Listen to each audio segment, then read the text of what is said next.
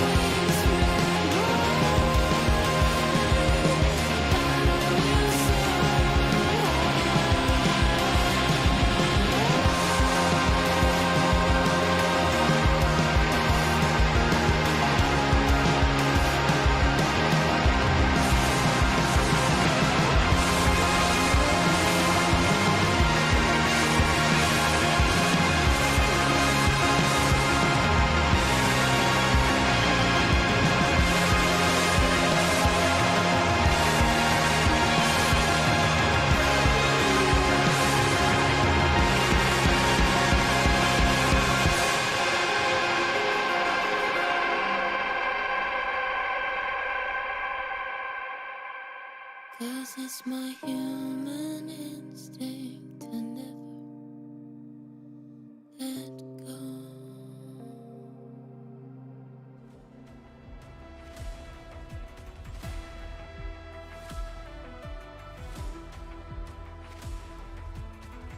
Testing, mic check.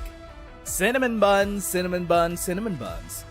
Hello, friendos. My name is Nez, and we are once again back at it again for some more Arknights, because today it is time. It is time for the long-awaited sequel to Lonetrail, one of the best stories in all of Arknights. We're finally following up on everything, because previously on the Rhine Lab arc, Kirsten Wright pierced through the star pod. Eyes are now up towards the sky. Terrans, now fully aware of the precursors because the Aegers have revealed the secrets of the world to everyone at the Summit of Nations. And Nasty seems to be developing a project which may or may not lead to the Empyreanic Asdelia, which was teased all the way back in PV4. A floating city for the Sarkaz, which may or may not also turn out to be Seshka in Enfield. Hello, Traceless. We are ready to get it on. Lonetrail 2, Electric Boogaloo, Nasty, Rhine Lab. We never really got to see what that one Victorian spy exfiltrated from Kierag. Previously, the Maylander Foundation exfiltrated a Victorian spy from the Kierag incident. The Presence has crashed through the star pod, landed on Terra, and has delivered a message, a warning that the end may be nigh. Whatever that means, I don't know how. Bro, last time we got Mulesies and the Presence finally interacting. The Presence revealed to be a space elf. How does that pan out? Bro, there's so much going on. We're finally back at it. This plotline's gonna be peak. The Presence, Mulesies, elves, the Empyreanic Asdelia. It's all gonna come to a head. But I'm wondering how this is actually gonna start out. I think that's all of our dailies for now. Okay, just grab that, and then let's head into it. The aesthetics of this event, it's so different from OG Lonetrail. It's got Bioshock Infinite written all over it. Also, Nori ZC written all over it. My favorite artist in all of Arknights. Was Nasty actually designed by Nori ZC? Most Rhine Lab operators are designed by Nori ZC. No, Ariel B. They did a great job at actually replicating Norizisi's style. Norizisi is basically the designer of Rhine Labs. Okay, let's head into it. Apparently, an expo is going to be held in Colombia. Up in the sky, question mark? Let's find out how we're gonna get floating nomadic cities. Spoiler alert, Seshka in Enfield is a floating nomadic city, and it is the capital of the Sarkaz people on Talos 2. Whatever that means. Meanwhile, what's his face? I forgot what it's called. Fuck. The UR-ST mothership was recently dredged out from a lake in Chapter 17. So, we know the origins of that. Maybe we'll find out the origins of Seshka. Reflected in the river, UR-ST-1. A banshee who has strayed far from home. Hello, Maria. Just in time. We're ready. Ooh, the Valley of the Banshees. Are we gonna meet Logos Mama? Big Larry. Ooh. Ah. Yahoo! Lil Mo. Hiya! Oh, never mind. Lakara Maline! MILF! Logos Mama! Damn. Alright, childbearing hips. And also, Tin Man. Okay, Mainlander Foundation making contact with Banshees. There are still ways to go before we pass through the reed beds and arrive at the roosting tree. Shall I take the helm? The boats of the Convalis were carved by incantation and are powered by the same. They have no need for physical strength to pilot. It's fine. Those three are busy running wild. Let them burn off some of that energy. Oh yeah, right! I remember!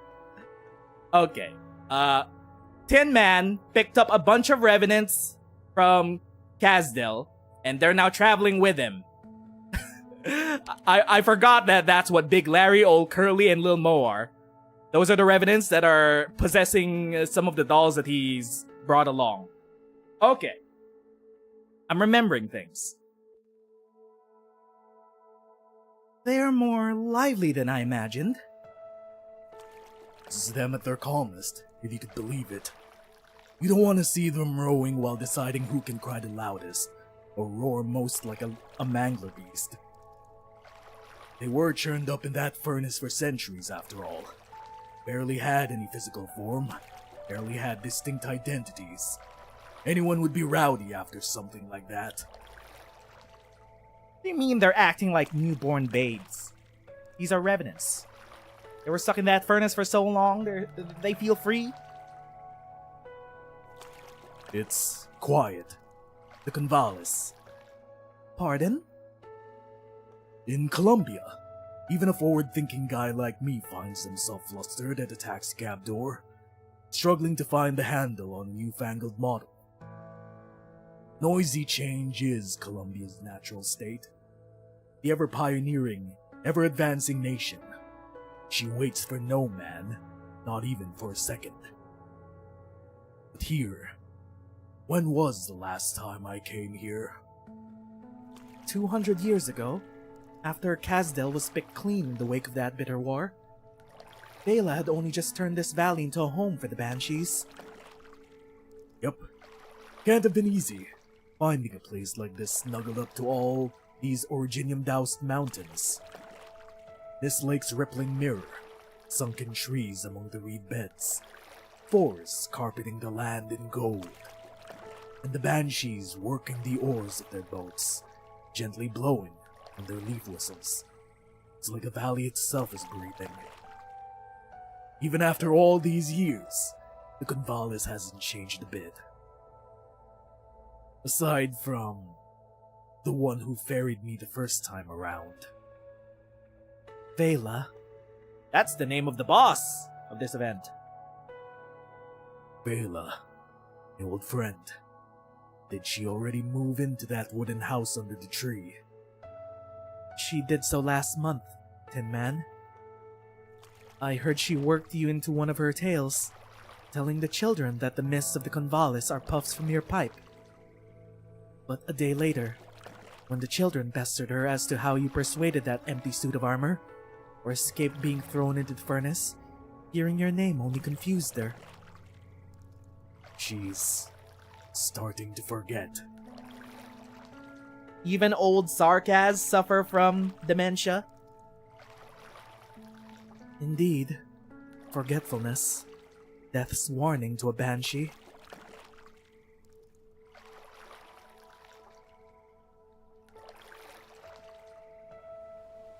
She moved into the house after that.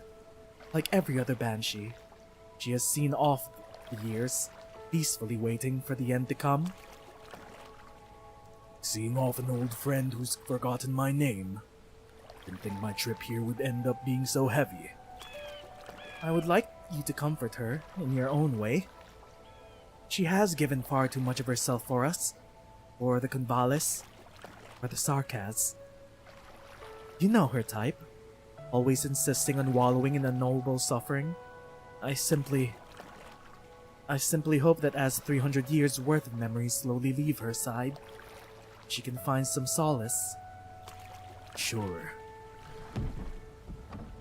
You're here.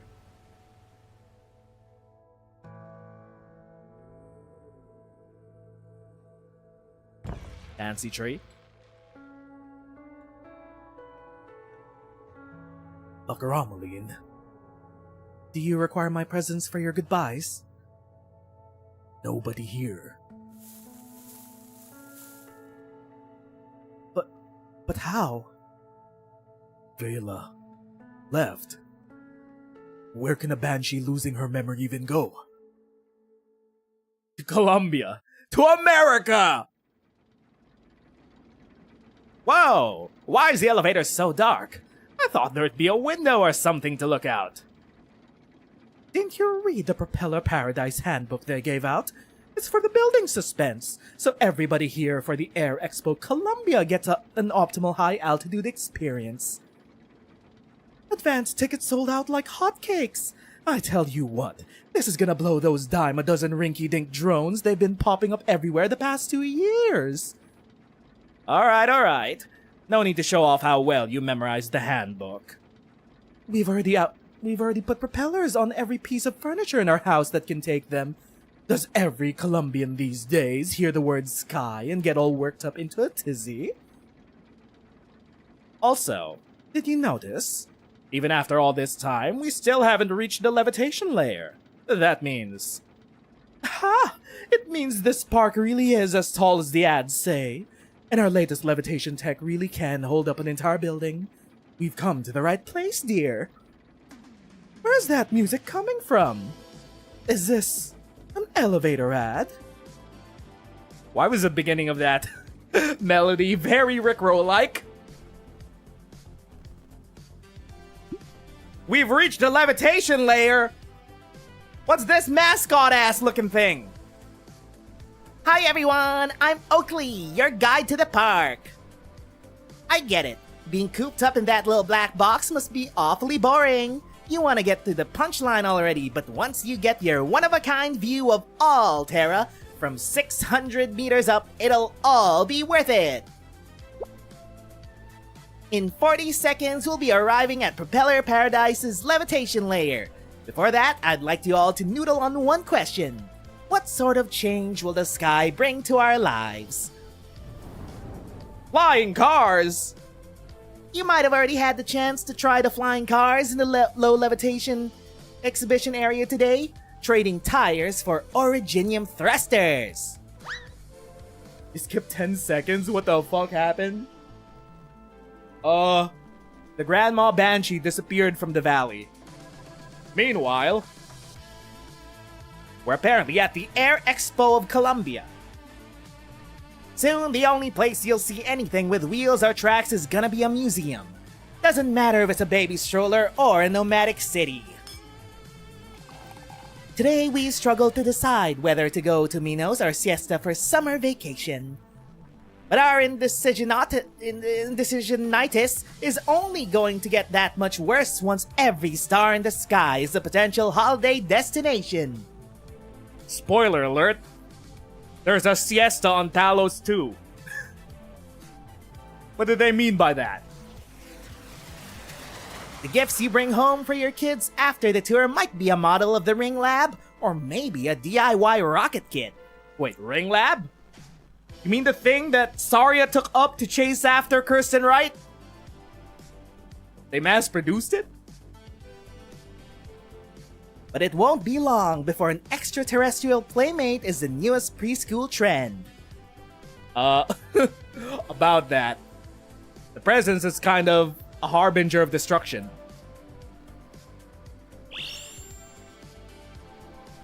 Tonight, we'll be gathered by the radio, betting on whether the station will, and out of all the songs about the sky, pick our beloved goodnight, Kristen Wright. But soon, we'll be forgetting about all that bassy, raspy crooner, because the solar wind will be our new strings, and the galaxy will be our custom-ordered jukebox. The sky is Columbia's next frontier. That's more than just Vice President Jackson's campaign slogan. Sure, Jackson. We all know Jackson's just a puppet for Max. Propeller Paradise proves that every Colombian can be the greatest of pioneers. There'll always be a place for you somewhere beyond the Star Pod.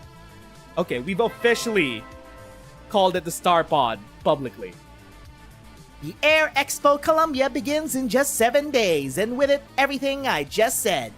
Hold on to your tickets, or should I say, your keys to the future.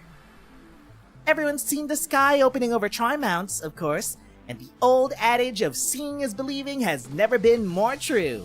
So come, see, then believe.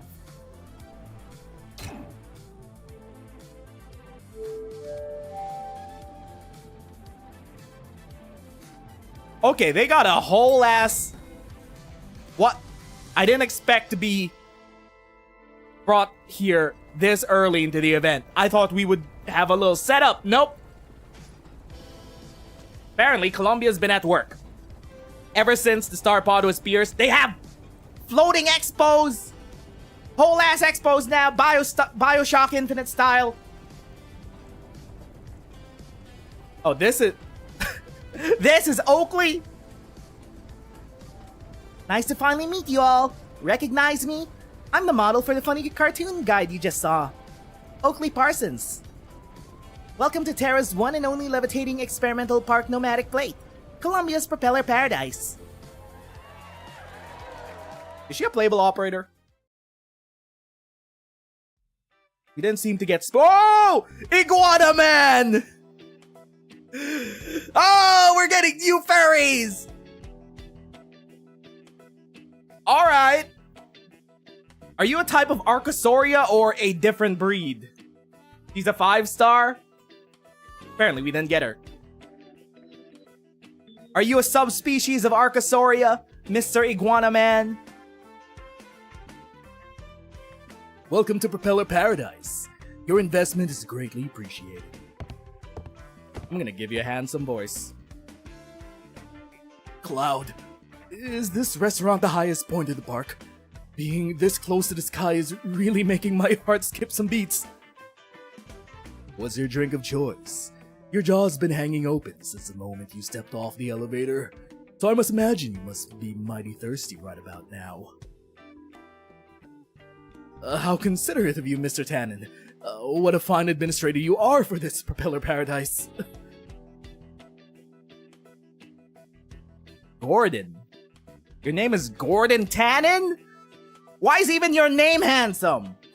The irony of the Iguana Man wearing a pardo tie? Leopard print. I know just how you feel. I first heard of this park back when I was with the Bureau of Alcohol, Tobacco, Arts Units in Originium, and my mouth went dry and it was like I was stuck in the desert for days. Ever since Vice President Jackson gave that speech before Congress about Colombia setting off into the sky 2 years back, everyone's been hoping to be the one of the lucky few to reach up and touch the star pod. Yeah, about that. 2 years. It's been 2 years since Lonetrail. Alright. So that's why you gave up the chance of the promotion at the ATAO to do admin work at Propeller Paradise? That's right, sir. Fact of the matter is, if you got a keen eye for potential, Propeller Paradise has got DC's backing the moment it started construction, becoming Columbia's only nomadic plate with an autonomous administration. Oh, this is just 1-for-1 BioShock Infinite. It's literally... Wait a minute. Wasn't the city in BioShock Infinite also called Columbia? Hold up. The brutes at the Department of Defense and those at the Department of Justice hardheads have no authority here. Even us bureau folks are only allowed to leave a rulebook on the table. 8 years of Originium product inspection rights, gone. Poof! As for the non-government agencies, only Mainlander's Emergency Management Council has the right to stick around. Fortunately, they only worry about unusual accidents that might happen in the park. Okay, the CIA's here. This place isn't even 6 months old yet hundreds of sci-tech companies have set up here. We've got near 10,000 researchers coming and going. An intellectual property and information security office gets almost 100 patent applications every day. I have to say, Propeller Paradise has been developing much faster than I expected, and in such a short time. You're right in the mark. 7 days, the park will be linking up with Max, DC officially cutting the ribbon on the Air Expo Columbia. The whole country will be watching the opening ceremony. Every company here is going full throttle on the R&D they're about to show off. No better time to invest than right now. I've still got a few concerns. Concern is normal, risks and all that. But as they say in this park in the sky, foul bees fly right into the pot for you. I've already poured out this celebratory champagne, so don't let it go to waste. Trust me, it'll slake your thirst. Your thirst for everything. Mr. Gordon Tannen.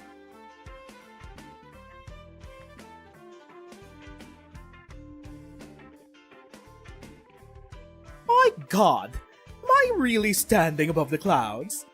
Are those really foul bees flying under my feet? This is crazy.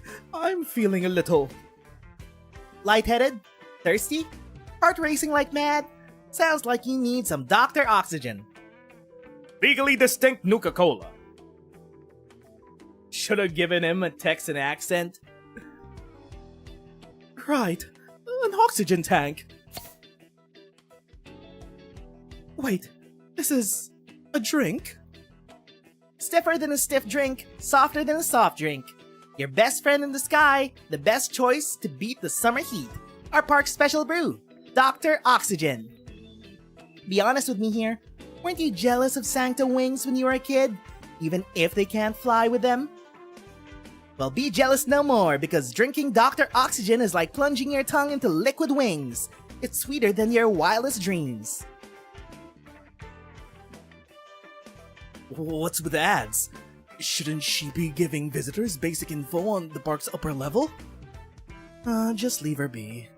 Look at the big smile on the guests. It takes something special to sell ordinary soda like it's some revolutionary invention.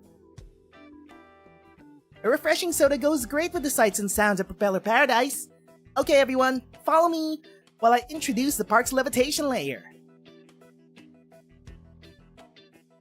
The upper level has 11 main platforms and 20 auxiliary ones. These tube passages are the streets, while flexible cables form the foundations of the platforms. Ooh, very Jetsons. Just like the structural layer down on the ground, the levitation layer is divided into the experiment zone and exhibition area. Each tech firm is allocated a few levitation pods that serve as labs for researchers, or exhibition spaces for the public to try things out for themselves. Okay, so what I'm getting is, they set up the levitation layer right under the star pod to do research on it. No one else has tried to pierce through it since Kristen, right? Cowards. The The high-altitude elevators only bring you to the lowest level of the levitation plates. This ropeway station is a local traffic hub, with more than 100 flight pods attached to the cables. These cable cars are the only real way to get around. Want a more exciting way to get around? You can try our emergency jump pads on the support platform. Don't just tell the park security I said you could do that, though.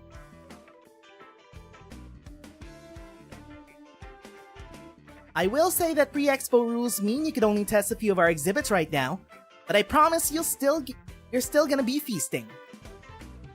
As a friendly reminder, the strong sunlight up here will make people thirstier than usual, but there's all sorts of flavors of Dr. Oxygen available on every levitation platform.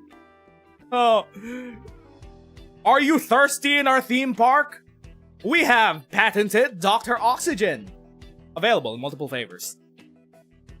No need to worry, everyone.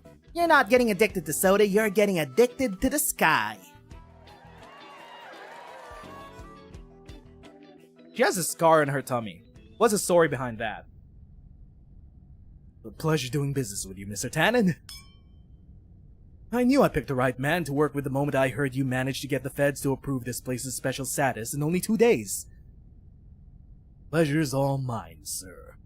Now if you would please sign here. The older gentleman's been standing there a while now. He a friend of yours? Older gentleman? Ooh, new character. Old man. Sorry to interrupt your business.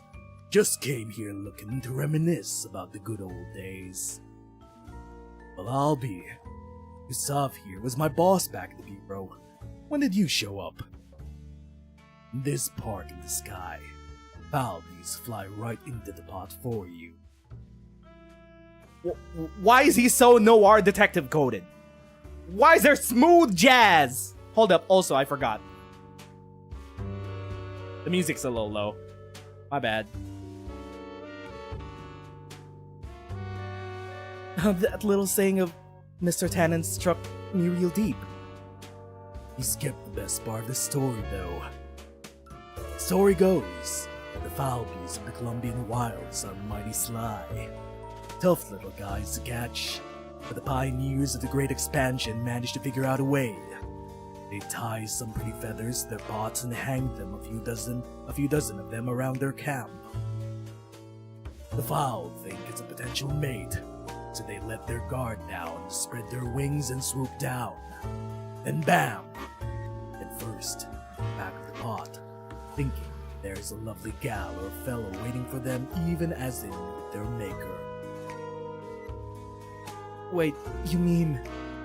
Still spinning tall tales out of that old yarn, Gustav.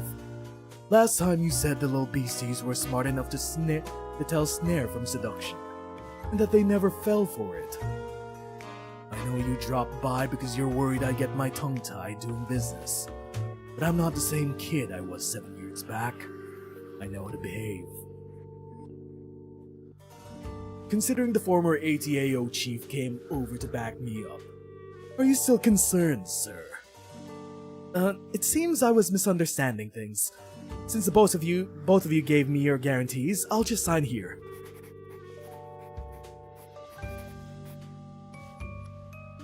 Exactly what I wanted to hear. Looking forward to working with you.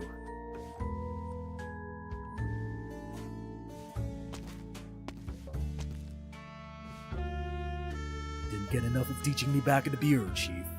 Decided to come out of retirement to run me through the same old curriculum in a different classroom. Now I've never taught you to tell lies on your government applications. That investor's still in the vetting phase too. So what?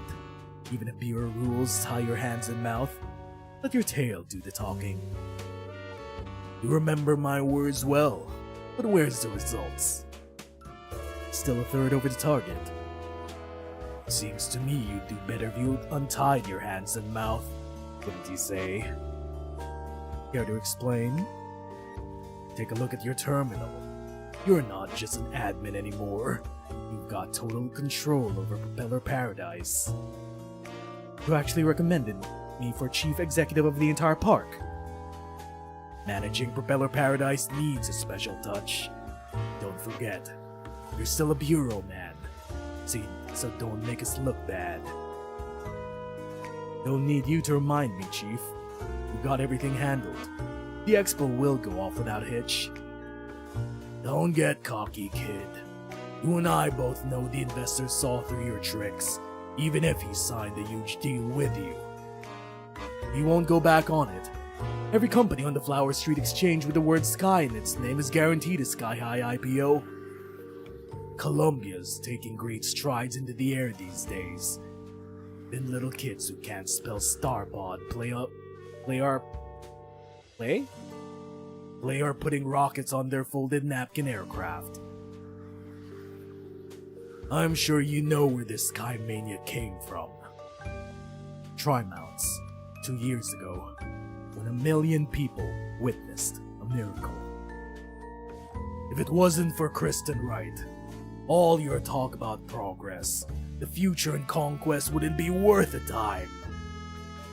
When Rhine Lab first submitted their park project plan to DC, we were still inspecting butts and tails for immigration. There's only one thing at Propeller Paradise I don't control. It still belongs to the one who started the whole thing. Better get that bridle around your wrists here. Only got 7 days. What are you going to do?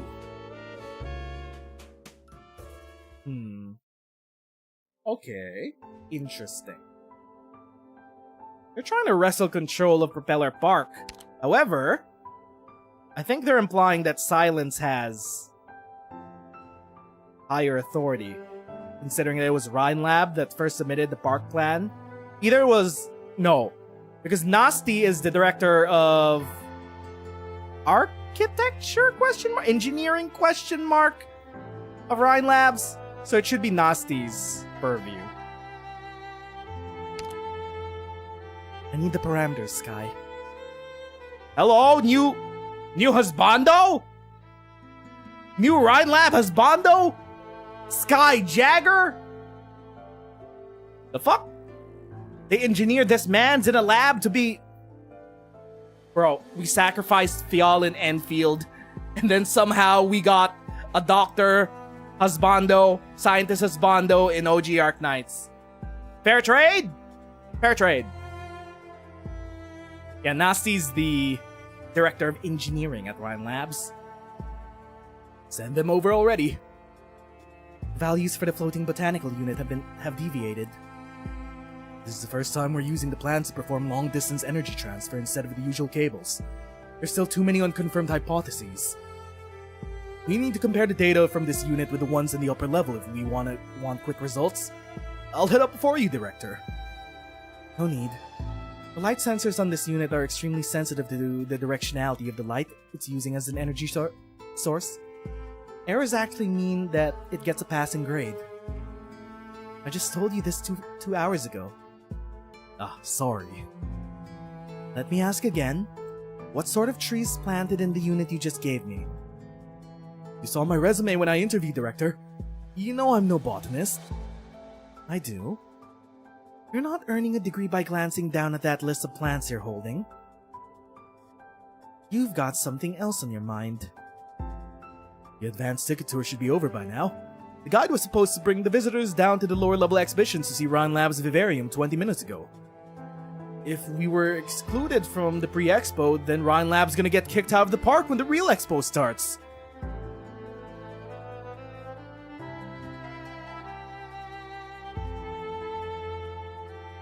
Occasionally, visitors to Propeller Paradise notice Rhine's logo plastered on the facilities and talk about the legendary company that performed the miracle of opening up the sky. But very few of them notice, under the layers of levitating installations under the very ground itself, a Rhine Lab director standing beside an unremarkable hole in the dirt. We don't specialize in attracting visitors, Sky. Honestly, I forgot what I was good at pretty early into the 6 months I've been here. You stuffed a dozen of us researchers into the vivarium after setting up in the park, making us tend to the saplings and debug the botanical units. Also, the park could have a few fruit trees for decor. No large-scale experimentation or anything. Do you think we're just here to be gardeners? Interesting. Rhine Lab is working in the background of all this commercial exploits of the park. Using plants for long-distance communication? What's Mulesies up to? Also, long-distance communication. That's also Dorothy's specialty. Let's not speak about how she came to that conclusion, though. No, I know the vivarium is our expo showcase. It's the Ring Lab's legacy, even if it has to stay on the ground. But how long has it been since we last looked up in the sky? Nasty Lunare looks up. 2 years ago, deep below the outskirts of Trimounts, she would stand at the bottom of the shaft and look up at the night sky in much the same way. It was round, feeble.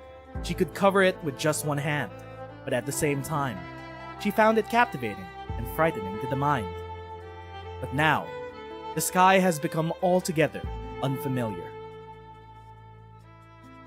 It's been 2 years since, and they still haven't followed up on Kristen Wright's research. Tower Mountain's biotech solar boats, Beach Brella's disc lab, Volvort Koczynski's high-precision astronomical telescope, and Mama John's all-weather floating billboards. Wait a minute, Mama John? Mama John is leading the way! They crowd the sky with pure, concentrated Columbia. Ryan proposed the park with only one thing in mind: how to make the buildings levitate longer using a structural engineering approach. The corridors linking the levitating plates, the oxygen and water systems from the experiment zone, this planting unit in my hand.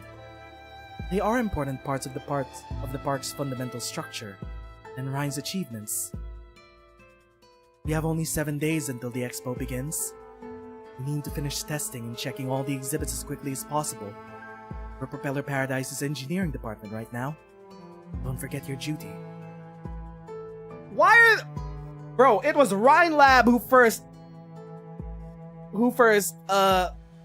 suggested the park. Why are they stuck in the background doing miscellaneous grunt work for all these capitalists, dog? They should be spearheading the research laid down by Kristen Wright. They're stuck doing this grunt work. That's all? Your dreams, Kristen's dreams in the sky, are just going to die like that. Sunlight filters through the chaotic tangle of levitating objects before falling onto Nasty's face. She does not reply. She simply pulls down the brim of her hard hat.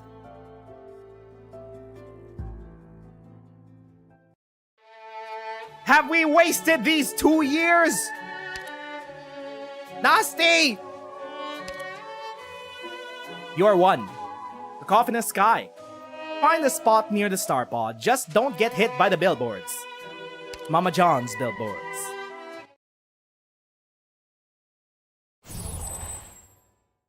Freeze. Ooh! Flashback? Wait. Lonetrail flashback! The sound of rapid punching.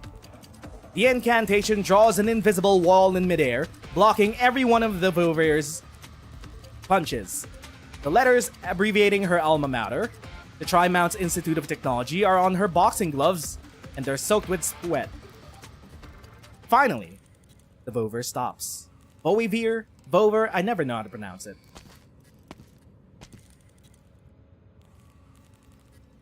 Phew. It's called a day.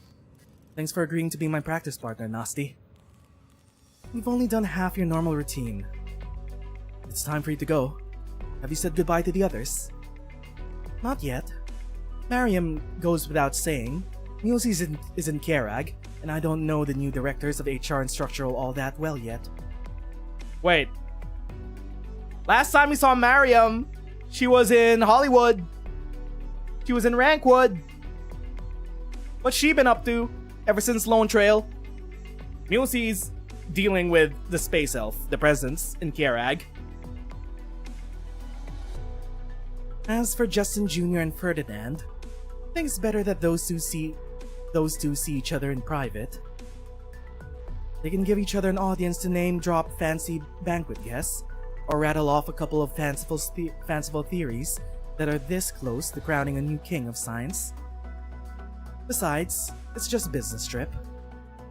There are a few things that require a business trip from the head of engineering, personally. The district has approved our application to consolidate resources for the Horizon Arc project and continue developing levitation technology based on the legacy of the Galleria Stellaria. That was the name of Kristen Wright's ship. Mariam, Maggie's boss. Oh, right. I mixed those two up. But they have also opened their doors to every tech firm in Columbia, designating an entire plate for the purpose. Did you see the list of the names? Administrators from the ATAO, and even Mainlander. Our proposal is now merely one of thousands. They're already showing as much respect as they could by allowing Ryan Lab to provide foundational engineering support for the plate. Government officials, tech firm representatives, things will be very busy on the plate. You're not used to dealing with these things. I haven't heard you complaining about anything. Control. Is Saria still Control? It's a flashback. We don't know when this is taking place. This is at least post Lonetrail, so she's still Control.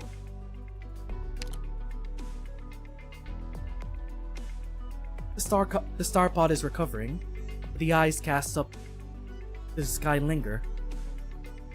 When common sense is turned upside down, what was once ignored has naturally become the center of attention.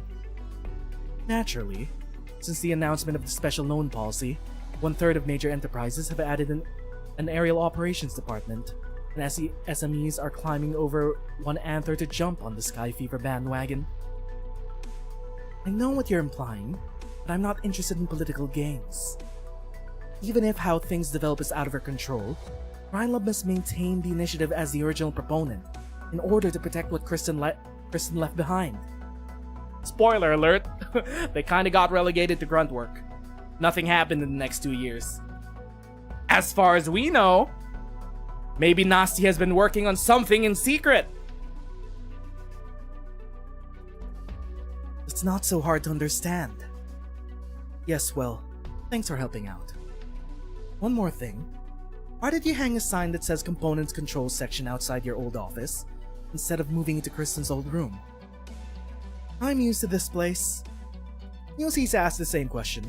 She grabbed my hand and arm and asked with watery eyes whether I made this choice to honor Kristen, to ensure there would always be a place for Kristen at the company. I suppose you feel more comfortable in your old place. You personally oversaw every little detail after all. You were watching over my shoulder the whole time I was furnishing your office. You're even more OCD than Parvis was. Let's not bring him up. Ryan Lab is the same as it ever was. I wouldn't quite say that. At least staff who come looking for control will actually find her once in a while. Not sure you're the right person to say that. Is this why you chose me for the trip?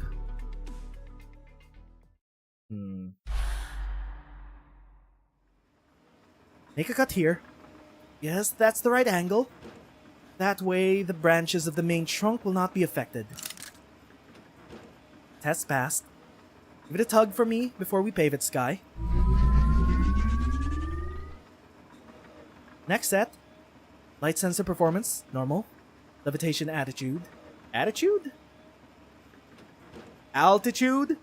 Yo, star. Stable. Energy input and output check. This needs a tug too. Oh, and get the disassembly set for the toolbox for me as well.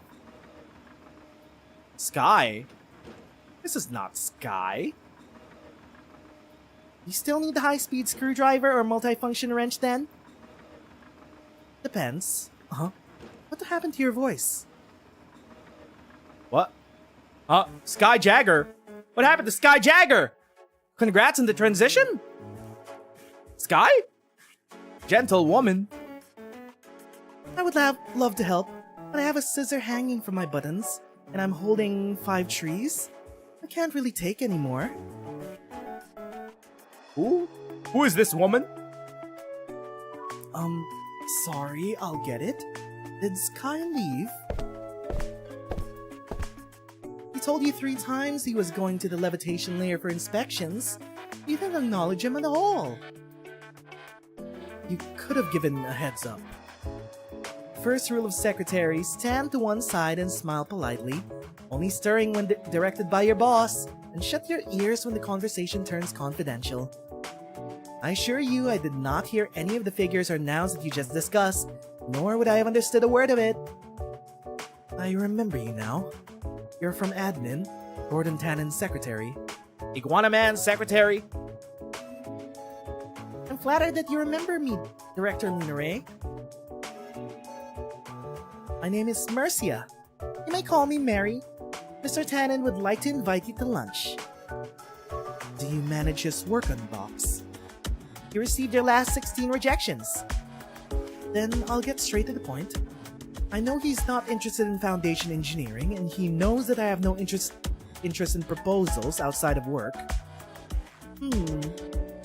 Speaking of lunch though, have you changed your mind? It is indeed time for lunch. Nasi flips through her toolbox, taking out a rectangular object wrapped in foil from underneath all the instruments and neatly packed toolboxes. Mercia's curiosity brings her closer. She wants to know what could make this enigmatic director of Rhine Lab decline the most luxurious course at Cloud, the park's fine dining establishment. A crack appears in her impeccable secretarial smile, however, as she watches Nasi impassively unwrap the object. Taco? Burrito. Is this brick your lunch? Ration bar. What? Mercia cannot look away from the brick. Are you hungry? Would you like a bite? I suppose. Thank you. Indirect kiss? This too is Yuri. Chews with great difficulty. Swallows arduously.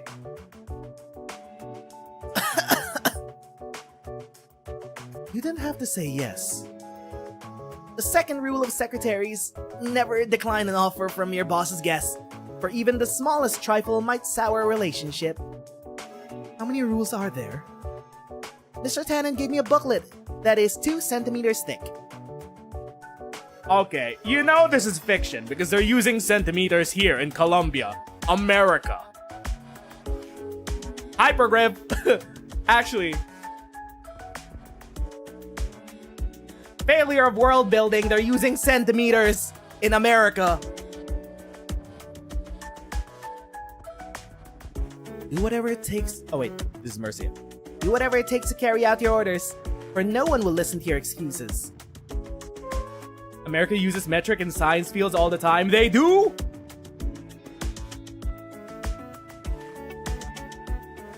Don't force yourself to eat it. Thank goodness. I mean, thank you for the hospitality. But then again, she's a secretary. She's not technically a scientist.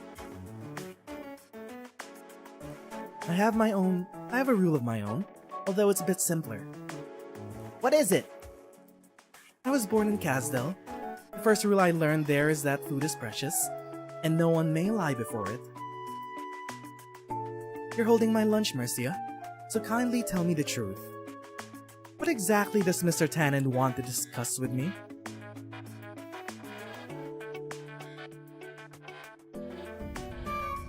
The fuck's up with this Jetsons ass getup? What's with this fit? Okay, why do you have Tesla coils running through your antlers? The hell's going on here? Reporting in. The core concept of this project is a perfect combination of zero-G simulation and wine tasting for substituting gravity with centrifugal force. You may spin, but your wine won't. Brother, we got zero-G wine? Is that Is that the research we're doing up in here in this expo? Come to the Lucky Sissy Bee's floating revolving bar, where it's not just wine that makes your head spin. No need to read me the marketing copy. I'm just here to assess and ask questions from an engineering perspective. Skyjagger, why are you so cool? Buff-ass scientist-looking mans. Where's the other tester? Any feedback after their rectifications? Oh my god, they even got the guys on it.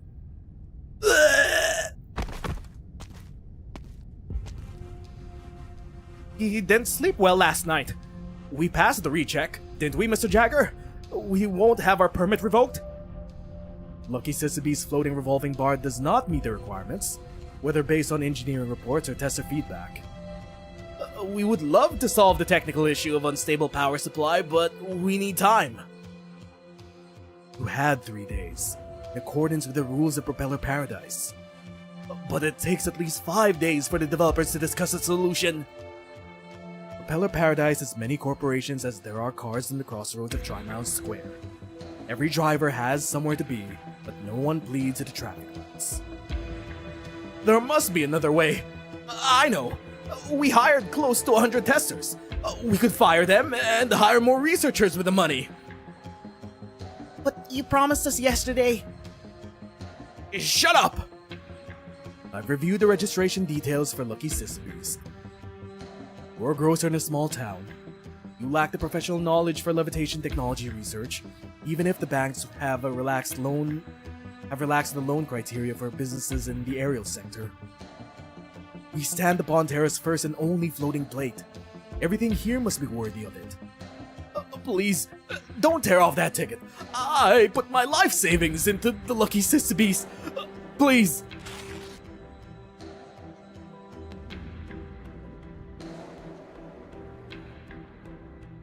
That's it. I'll be back to cleaning Trimount's office building windows in a couple of days. Go on, barf your heart out. At least we got a taste of a life in the sky. You won't have anything to throw up when you get back to the frontier.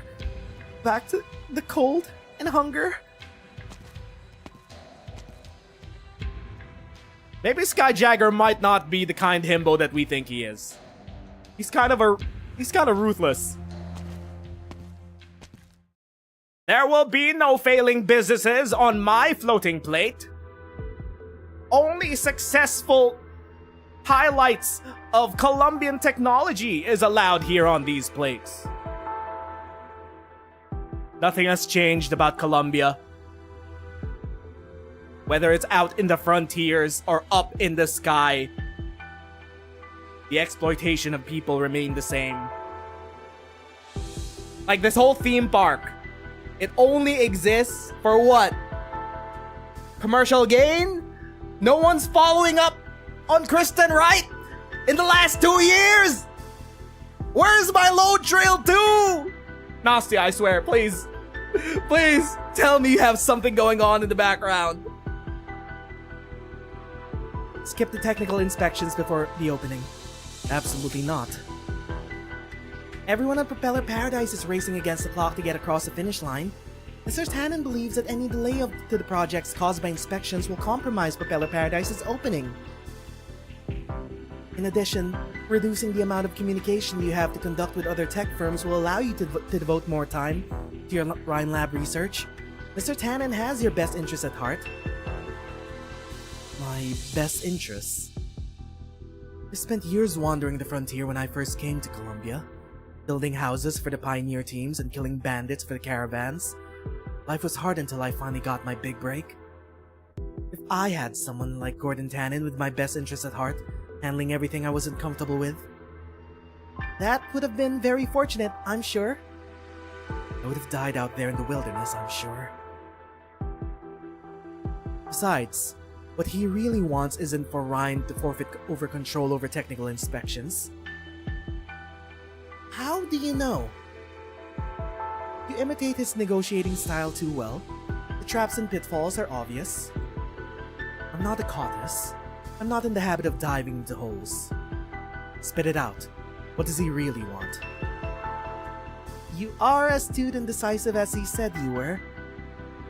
In that case, I'm sure you understand that while Mr. Tannen is in charge of Propeller Paradise's overall administration, it is Ryan that has a stranglehold on public opinion. He doesn't need any accidents at such a critical juncture, nor can he afford one. Therefore, he has put together a list based on project progress and asks that you perform the inspections in this order. This way, at least the inspections will have a minimal impact on the progress of individual projects, and minimize the chance of conflict, setting aside the issue of engineering control. The less hassle for you, the less hassle for him. I won't try to speculate about Tannen's intentions with the order. We have a compromise. Give me the list.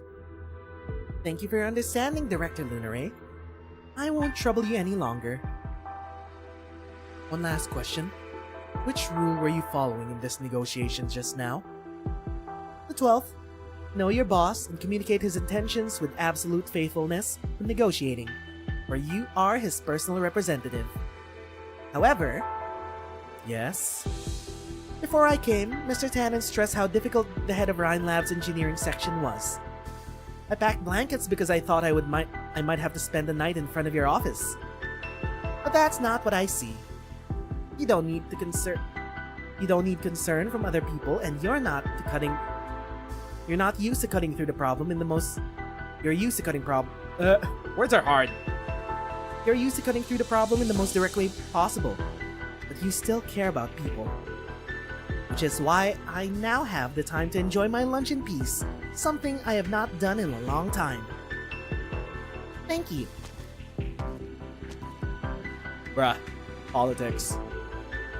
We're butting heads between Rhine Lab and whichever organization is managing alongside Mr. Tannen. They're more concerned about the opening of the expo. Make sure nothing goes off without a hitch. Rhine Lab, Director Nasty, is the one in charge of inspections. Meanwhile, Jagger is just kicking off the unwanteds. Panic Girl, meanwhile, on the ground. Andrew, did they hit you again? Sky Jagger's name is Andrew? Call me Sky. You're pretending to be... I knew you were too cool for your own good. But you gave yourself that name. Mom and Dad said... Don't bring them into this. What have they ever done for us? Except use us as punching bags? They don't get to decide my name. Swept floors for 6 years at TIT. Eavesdropped on every course so that I wouldn't turn out like those 2 piles of garbage. But... And you? Don't you have anything better to do than put nagging notes on my bag? It's not like I don't know how to eat.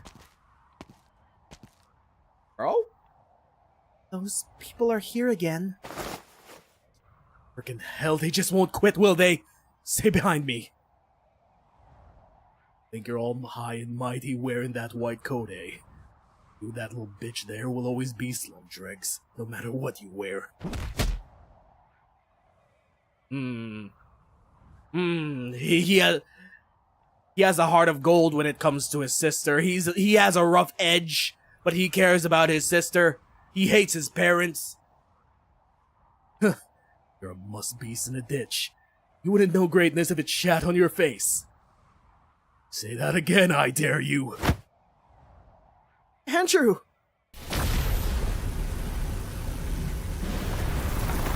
Whoa! Kristen right ship. The Stellaria Galleria. What's that? Catastrophe! Run! Catastrophe my ass! It's called exploration! Progress! The young man, all bruised up, looks up at the sky. He forgets that he is in a dark and dirty alley with a scared little girl behind him. He cannot help but go after that ray of light in the sky.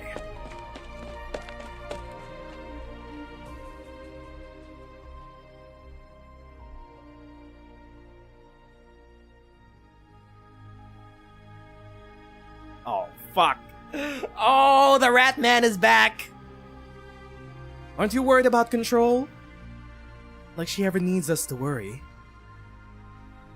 We're going the same way, and that's all we are. We can only play our own parts, and then pray she's lucky.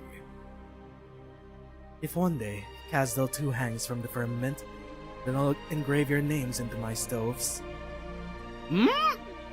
Hello! Seshka? Seshka teas? The Imperionic Asdelia?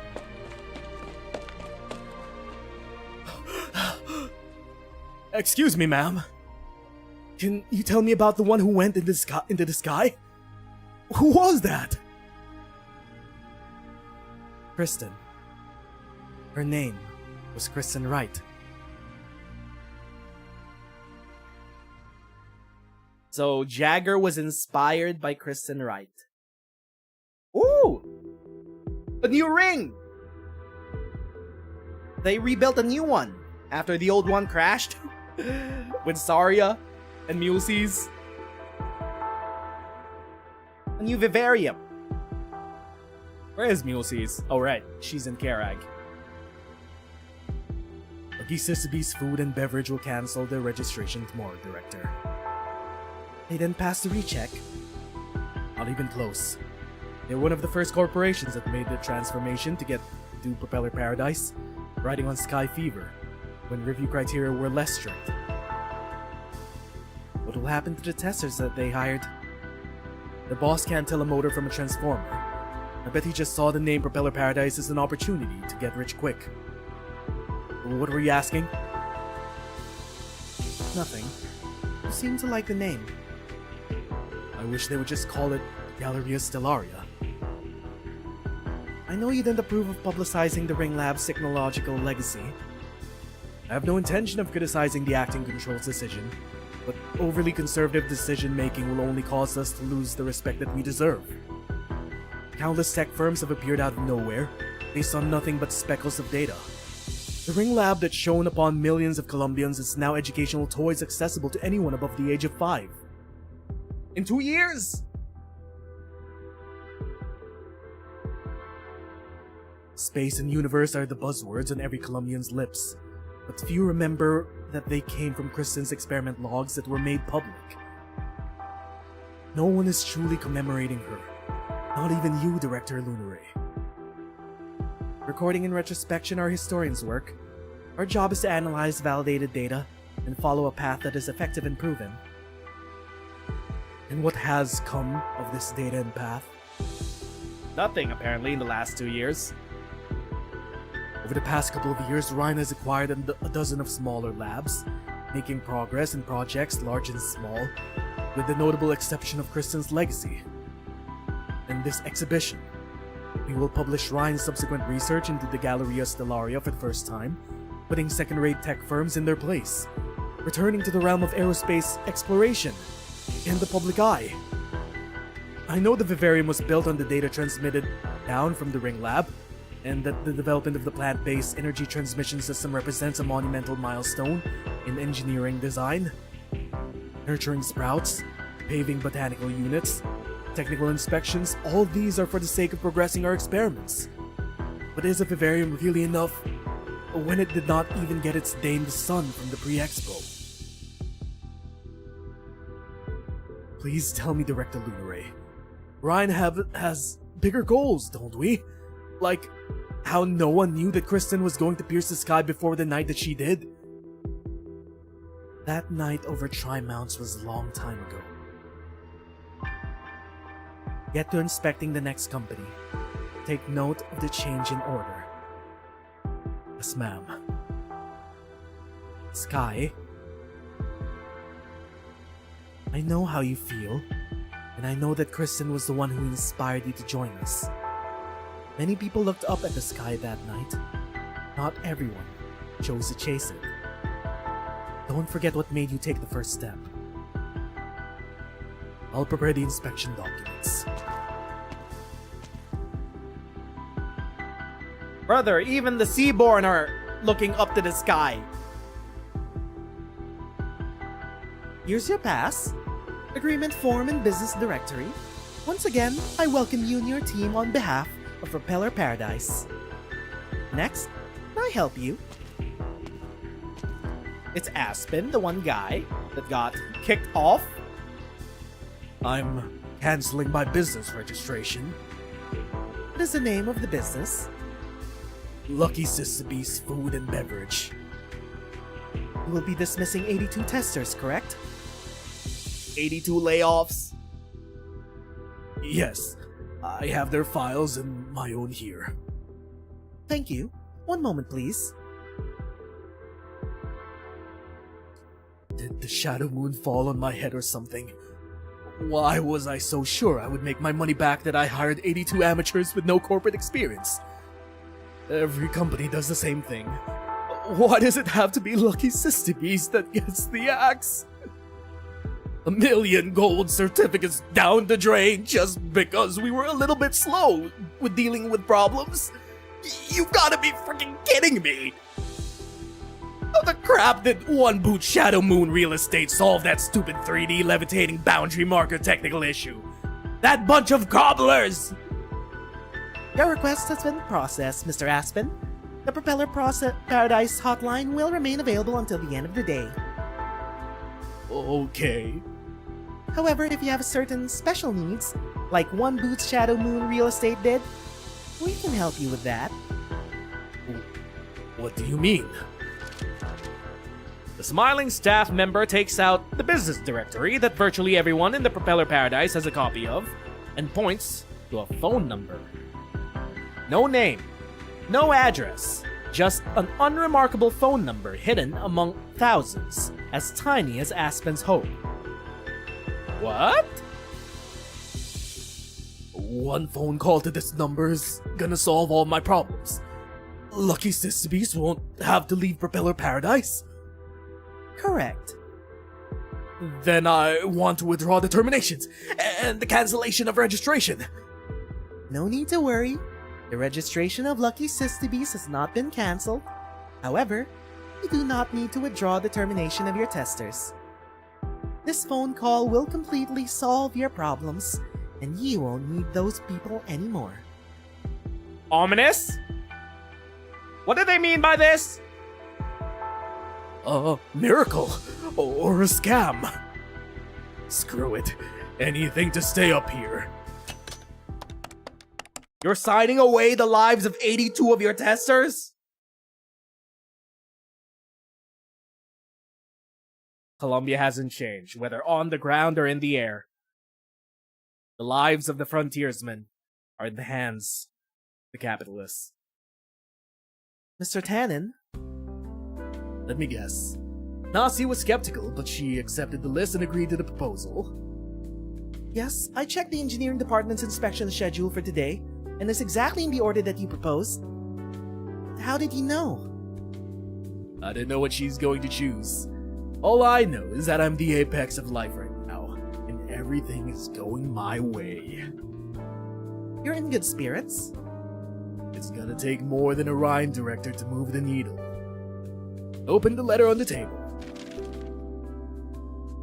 From Bureau of Alcohol, Tobacco, Arts Units, and Originium. To Mr. Gordon Tannen, congratulations on your appointment as Chief Executive Propeller Paradise. 2 pages. I've never seen a congratulation letter this long. The reassignment letter that I got 6 months ago on the border was 2 lines. Everyone thinks the ATAO is a sweet gig. I didn't get to embezzle shit from the savages and Sami or the tribals in the Sargonian rainforest. Hey yo! The lizard man's a racist! The old fox hated me, and the rest of the ATAO turned their noses up at me. Now, he's retired. I'm promoted. Things sure can change in a hurry, don't they? It's still light out, but a happy occasion like this calls for a... He's American. Should have known. A toast. Your champagne, sir.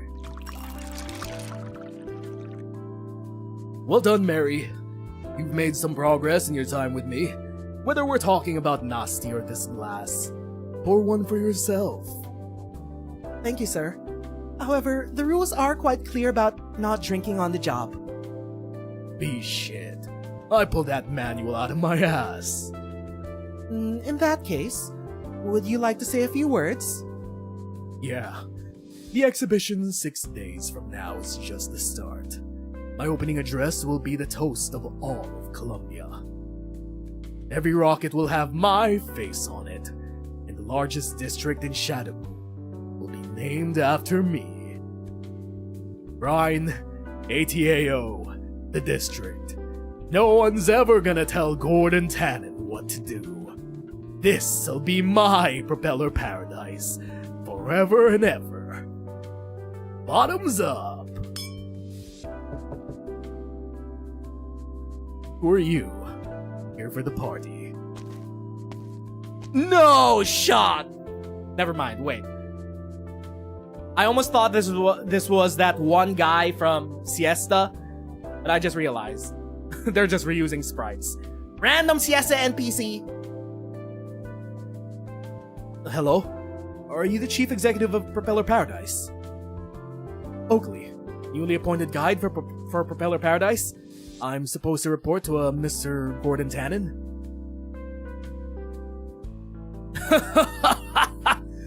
Gordon spits out the champagne out of his mouth. Okay. A lot of politics going on. Gordon trying to wrestle away control from Rhine Lab. Rhine Lab seemingly has not gotten anything done in the past 2 years of setting up this expo, this levitation plate. It's not a full-ass nomadic city. It's still just one levitation plate, seemingly.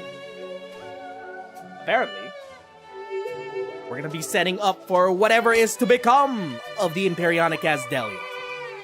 However, I will take a short break. I will refill my water because summer is hot. And we do not want to dehydrate, so we will hydrate. Be right back.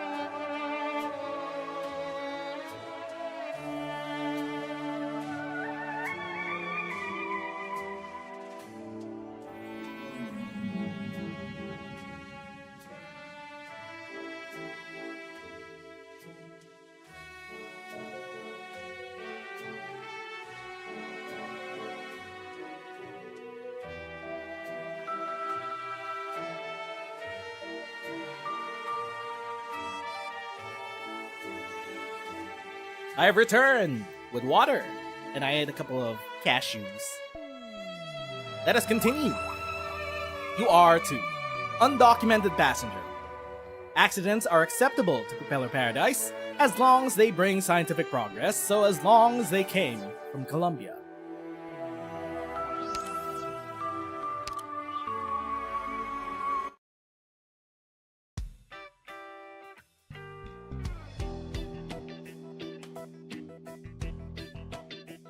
Shit, bro. Take my name if you want, but you didn't have to steal my entire past. Are they replacing Oakley? How dare you slander me? I wrote the entire application myself. Can you recite it from memory? How am I supposed to pull off something I wrote a year ago from memory? Oakley, born in Bunker Hill, graduate of Tri-Mounts College Arts and Science, previously worked as a guide in the Human Development and Technological Innovation Department of the District Convention Center. Innovation is misspelled. You! Damn you! If I didn't lose my terminal and CV. Gordon, what are you doing? Are you replacing Oakley? She's the face of your park. Gordon's head has never hurt so badly. The holes in the onboarding process are obvious upon further inspection, but the real question is, why would she impersonate a guide? Is she a Lithuanian spy, a DoD agent, or a pair of eyes that DC is keeping on him? The imposter has already made contact with many corporations at the preview exhibition. Dealing with her now means broadcasting her negligence to the whole country. Wait, no! Oakley? Oakley is the imposter? Identity theft? Is she even named Oakley? So the guy is the real Oakley? But is she a spy? Besides, Gordon has no idea how much he knows and whether she has ill intentions towards him in Colombia. Gordon does not dare to think about it any further. She's already deep into the system. Might as well keep her around if she's doing the job well. I mean, shit, who cares if she's an imposter? She's the new Oakley now. Your gaze wanders when you speak. Your voice is trembling, and you talk without rhyme or reason. I doubt Mr. Tannen would want such an Oakley to handle promotion work. Don't bring Mr. Tannen into this. I tell you. Shut up!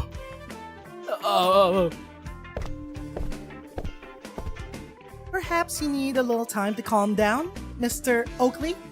Come with me to the reception room to rest for a while.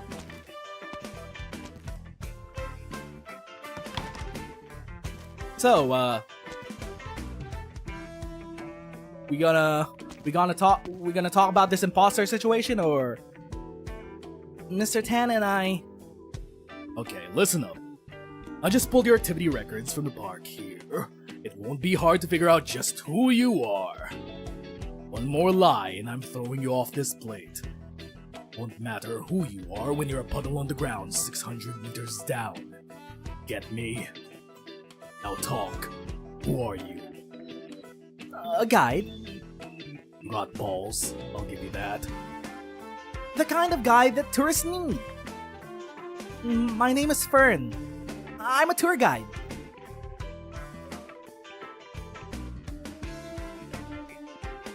My apologies, Mr. Oakley. Mr. Tannen will make sure that this matter is dealt with promptly. Do you believe me now? Of course. You can reach me through this terminal if you need anything. Now get some rest. I'll be going. Alright. I mean, he's kind of a year late, right? If he was the Oakley that they wanted to hire, why'd he come 7 days before the opening of the expo? Done. Read the room and avert potential risks for your boss. Another rule for secretaries. He just took him out back. You said Oakley got himself drunk a month ago after a breakup. And he gave you his resume instead of his contact info, which gave you a chance to sneak onto Propeller Paradise under his identity. That's right. Your client was an old banshee who somehow got lost in the bleached wasteland.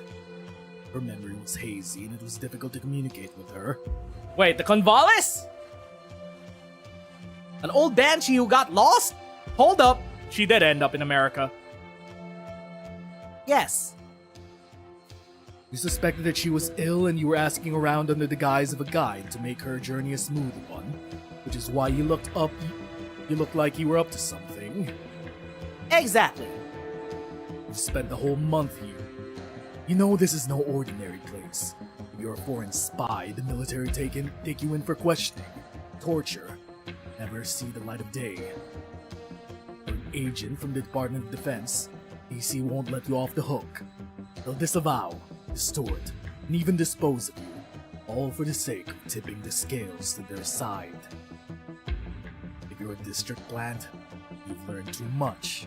The ATAO taught me plenty ways to help you forget. He's just a tour guide, dog. I don't think she's even part of any grand conspiracy. But you're just a tour guide who cares for a client. A good person. And Columbia will do good by a good person. You aren't going to press charges? Believe me, I'd love to, but too many corporations have noticed your performance at the pre-expo. You'll deal with your problems and get lost before they find out who you are. The longer you stay, the more I have to compensate the poor guy whose name you stole. If all you want to do is clear your mind with your Banshee client, I can help. You know about banshees? I know how to solve your problem. That's not an ominous way of wording it. Loading botanical unit connected.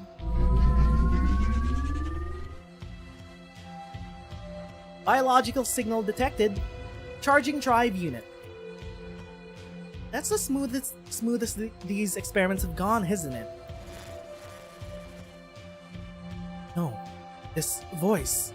Short circuit protection is kicked in. Unravel. Banshee Arts. Unravel!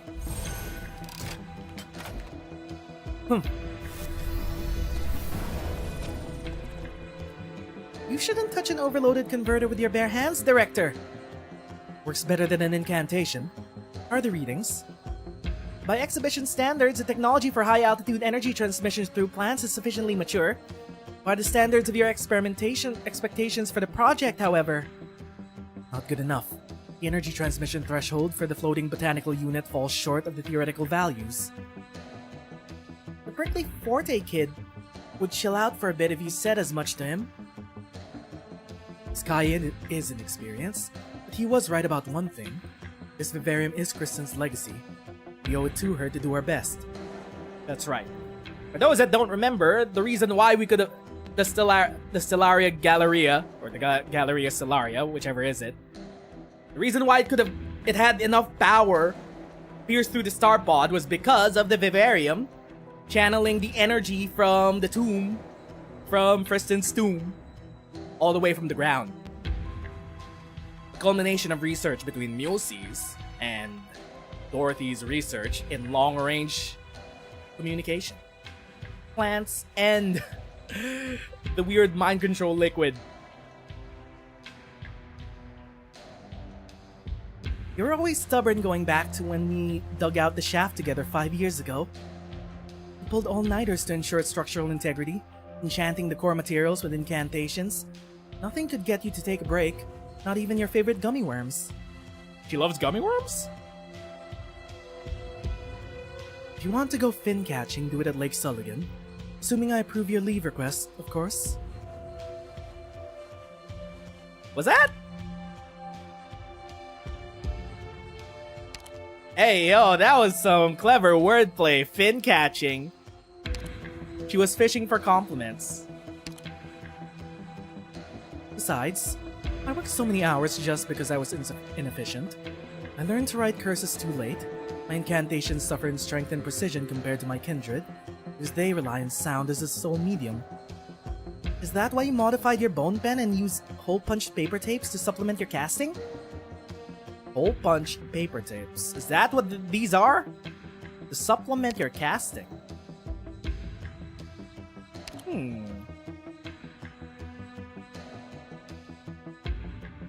hole punch paper tapes? They look like musical notations. Is that how she supplements her arts despite not being as skilled as someone like Logos?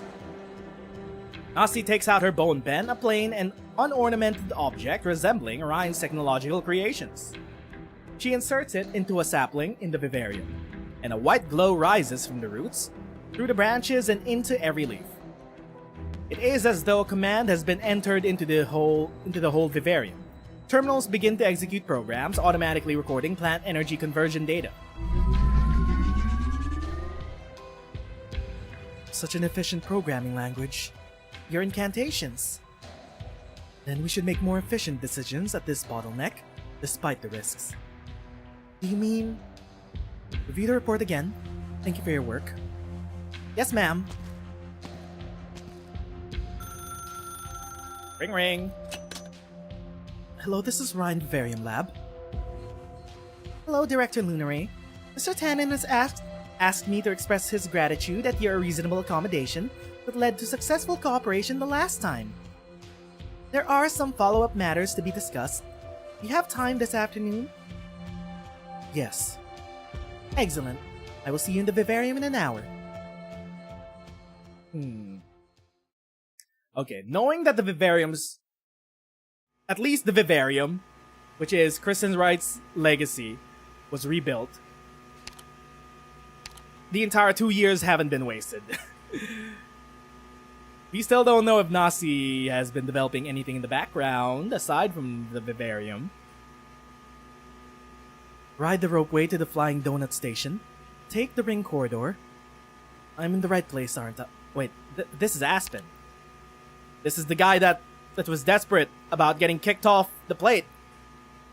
Okay, he called the mysterious number. And where is he headed? I'm in the right place, aren't I? It's dark in here. Where's the light? What is this jigsaw trap ass looking room?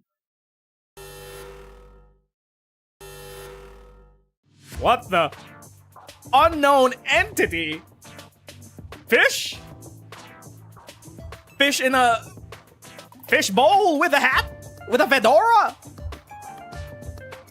Intruder alert! Intruder alert! Activating bioscan.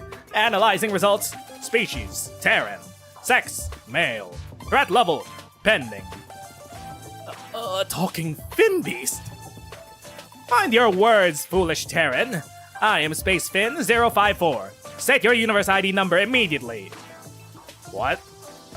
Huh? Are you an actual alien, or are you another beast lord? I can't quite tell. What is going on? Universe ID. Your corporate name, nitwit. Lucky Sister Beast Food and Beverage. Ah, so you are the partner that Sky Conqueror was expecting. How unfortunate that I won't get the chance to test my laser cannons. Don't touch anything. The supervisor will be here momentarily. Supervisor? Oh. I-4. Make sure you speak like an extraterrestrial entity next time you do the client explanation thing. Aye, sir. Mr. Tannen. Shh. Don't huff and puff. The polite thing to do when you stand in this collection of unique curiosities, the likes of which you will not find anywhere else in Terra, is to admire it with your eyes. Look at the wall on your right. 5 years ago, I confiscated the possessions of a pioneer trying to illegally cross the border, and found an unusual water circulation and filtration system in his trailer. He helped me find the core component in exchange for looking the other way. When the unit was assembled, I identified it as a locus of sorcery, a Sarkaz witchcraft weapon. My goodness, it must be dangerous. Turn around and look behind you. This is a Trident Arts unit from Lithanian, created by the Witch King cultists who wanted to amplify art's output so that they could rip apart the fabric of reality. Some of their master. Kinda crazy. Sure, but its conversion efficiency is 50 times the max allowed by Propeller Paradise's regulations. Even an onion could fly with it. Wait, so you solve one boot's technical issues with contraband? Contraband? ATAO made up the stupid rule about only using parts made in Colombia. I don't know, and I don't care about the reasons behind the decisions. All I know is that these rules are un-Colombian. They restrict scientists and force entrepreneurs to lie. It was a single humble ATAO officer who imported inventions from across Terra into Propeller Paradise, forming the heart and soul of 1/3 of all levitating facilities here. Okay, Gordon. Maybe you got that Kristen Wright spirit after all, despite being kind of an ass. 1/3? You've run hundreds of smuggling operations without getting exposed? Every transaction, every deal has gone without a hitch under my management. Not even my secretary Mary knows my secrets. You sure about that? I need time to think about this, Mr. Tannen. Lucky Sister Bees has 1 day left. I got other things on my plate. I'll give you 5 seconds. Lucky Sister Bees gets a mongrel heart, or you let it die to your stubborn pride. Choose.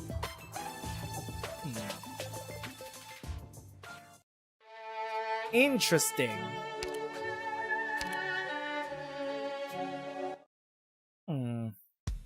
Half of this expo is built on the back of Rhine Lab, and half of it is built on the back of contraband technology from other nations. I don't know what the subtext of that is. I just think it's interesting. Meanwhile, back with Fern. Also, I'm gonna sip my water.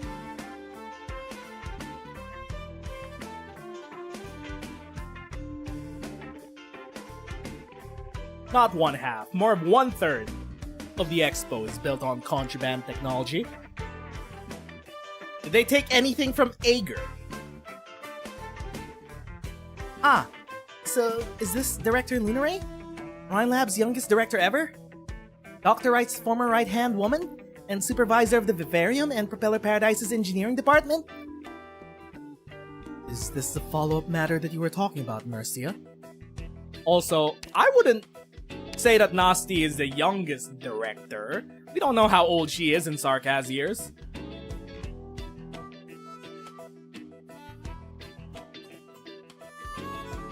Well, yes, a guide can improve communication in the engineering department and promotional efforts of the Rhine Vivarium, avoiding another frosty reception for Rhine like what happened at the preview. I hear the botanical units floating above the Propeller Paradise get their lift from the incantations rather than propellers? Not entirely. Incantations that do not use sound as a medium need to be combined with machinery to maintain operation. Your bone pen must be extremely important to you. Would losing it have negative consequences, such as a loss of memory or illness? Bone pen is just a tool. It does not have physiological effects. How do you relieve stress and recover your energy outside of work? Why are we asking these questions? Does a full course horn treatment help you relax? Which brand of horn carry product do you recommend? May I touch your horn to see how well it works? Okay, she's a bit touchy-feely. Nasty is kind of an introvert. You're asking questions that have nothing to do with our work. I'll have a researcher take you through the vivarium to answer any questions you may have. But there are some things that I need to speak with Mercia about here. Alone. She's kind of too extroverted for Nasty. Also, what was that about incantations propelling the vivarium up, as opposed to everything else on the levitation plate? As far as we know, the reason why Seshka can float in Enfield is because it was given a tooth from Was it Sammy or was it a different Farenmit? One of the Farenmits. And then they use it as a... No, wait. From the life bone. Was it from the life bone? A tooth from the life bone? And then they use it to levitate Seshka.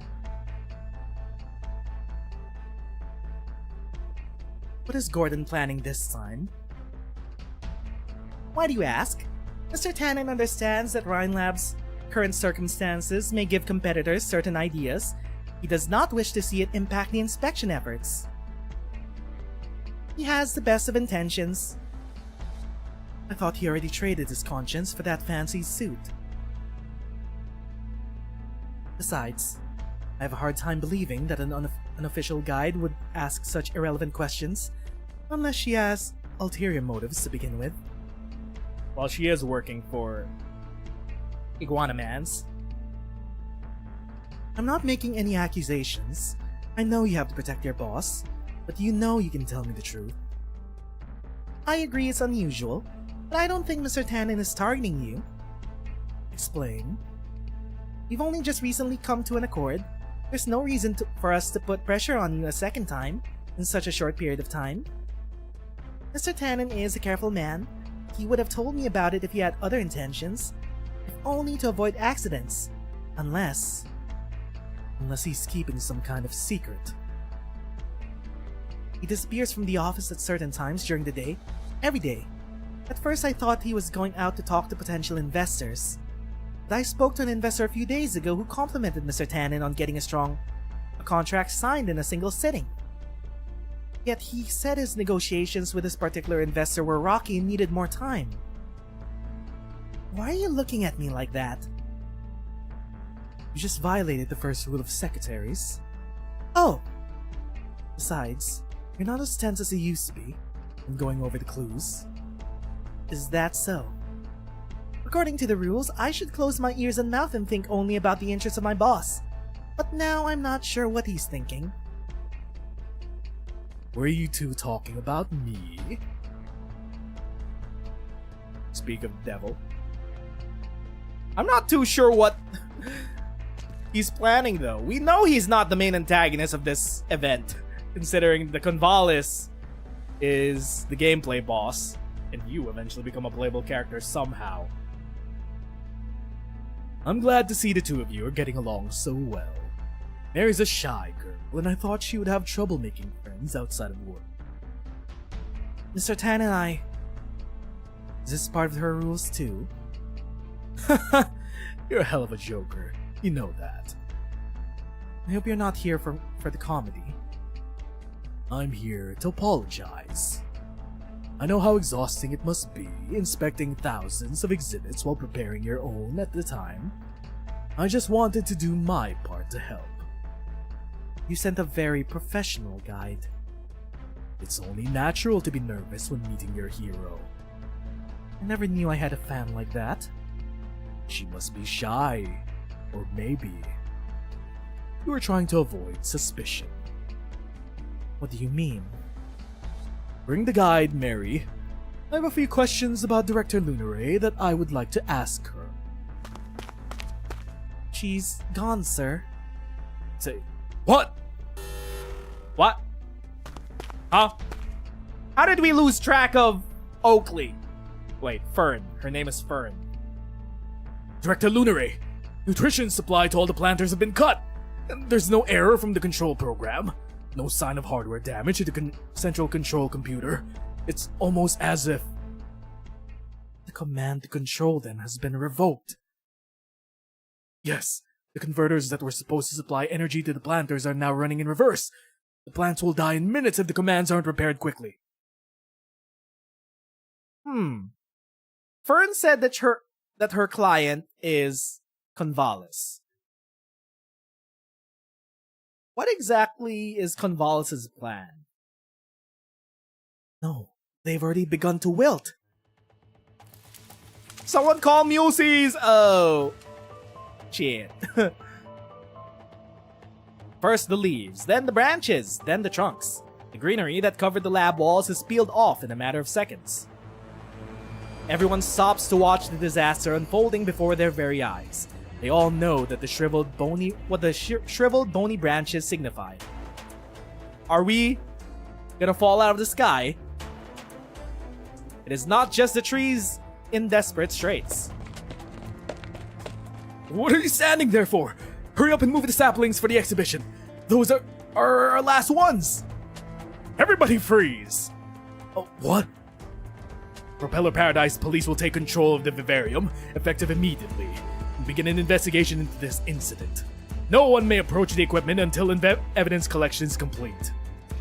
Security! Great. Yes, sir. With the vivarium on lockdown. Yes, sir. I'm sorry you lost your experiments, Director Lunaray, but I have to ensure the safety of Propeller Paradise. Your researchers have to leave the lab until the investigation's complete. I'll get someone else to handle the inspections. When did those guards show up outside the door? Before the alarm sounded or after? Oh, was this a purposeful sabotage? I don't know what you're talking about. The researchers can leave. I won't. Your timing was a little too perfect, Gordon. What is this scaly ass up to? Why do we have to butt heads with Ryan Lab, dog? Also, what's Fern up to? Thank goodness. No one's on my trail. Sorry, Mr. Tannen. I'll have to go back on my promise to meet you in the vivarium. I think I found what I need to help the Banshee. Fern opens up her hand. A white object is lying in her palm. Did she steal Nasty's bone pen? 10 minutes ago, she was walking through the vivarium while thinking about what can help restore an aging Banshee's mind. It must be something that is very important to a Banshee, something that would awaken her instincts. The small object inserted into the tree caught Fern's eye as though ordained by fate. The white surface is covered in esoteric symbols, patterns floating around it like a glowing cardiograph, its allure irresistible. She didn't do it on purpose. She just saw something stabbed into the tree and was like, ooh, Banshee thing. Fern has seen similar symbols and patterns before. It is a Banshee bone pen. Sorry, Director Lunaray. I'll have to borrow this for a while. I'll return it as soon as my client has recovered. Is she on the plate? Is Convalis on the plate? Hello. Sorry to keep you cooped up in this room all day. I think I found a way to restore your memories. Ma'am? There's no one in the room. Only the creased sheets show any indication that someone used to be here. Wind blows into the room through the open window. A black feather that fell from the horn quivers on the windowsill. She's gone. You lost Grandma!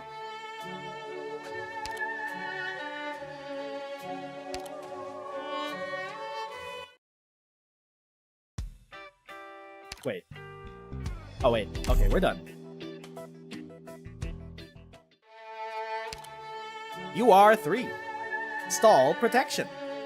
Do the newest flyers not respond to controls? Crash it a few times and the manufacturer will either deal with your problem or be dealt with by the problem. Bro, Fern lost Grandma. She's just walking around. What if she falls off the plate? Oh. Oh, we get a full sprite of Grandma. Is this actually Logos' grandma?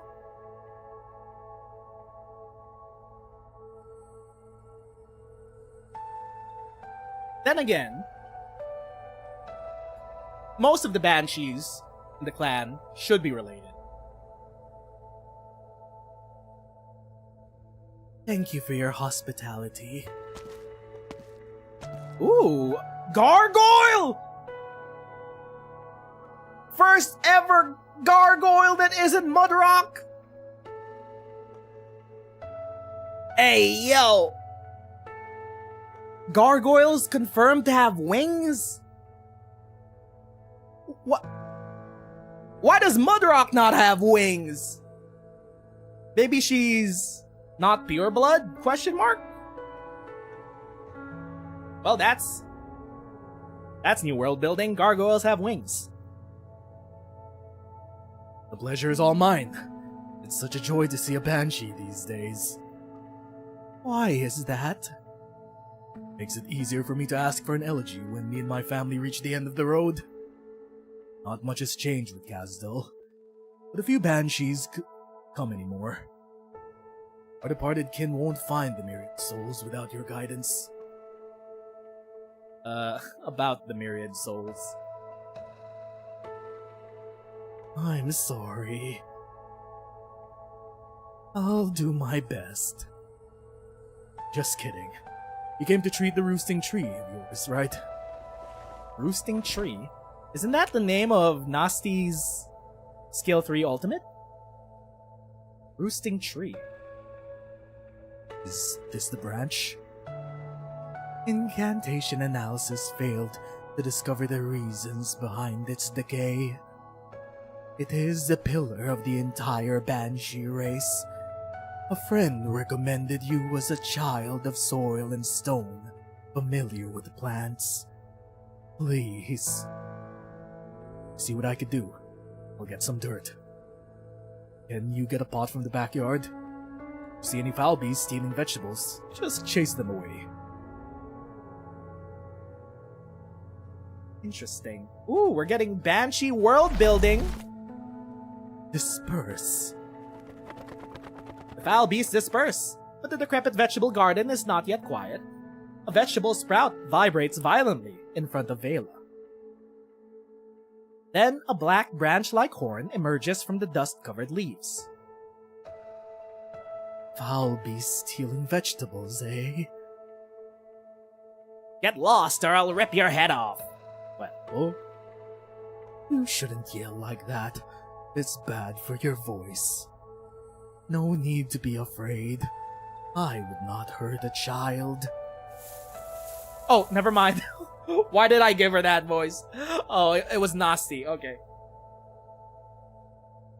Young Nasty! She didn't say she grew up in Kazdel. She has... what is that?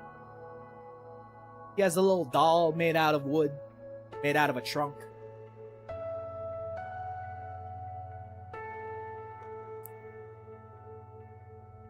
Don't you dare take my food. If it's your food... What's that in your hand? Before Vela can react, the young Banshee has snatched the roosting tree branch from her hand and begins trying to eat it. Oh! Nasty? Ugh, just a stupid branch that's been lying in the mud. It stinks. How did... Nasty was such a precocious child. How did she turn into the hard-boiled egg that she is today? Are you hungry? Let me see. I made some pastries from the dew caps that grow along the shore of this lake. It's the right season for them. Safer to scrounge food off the dead. Get away from me.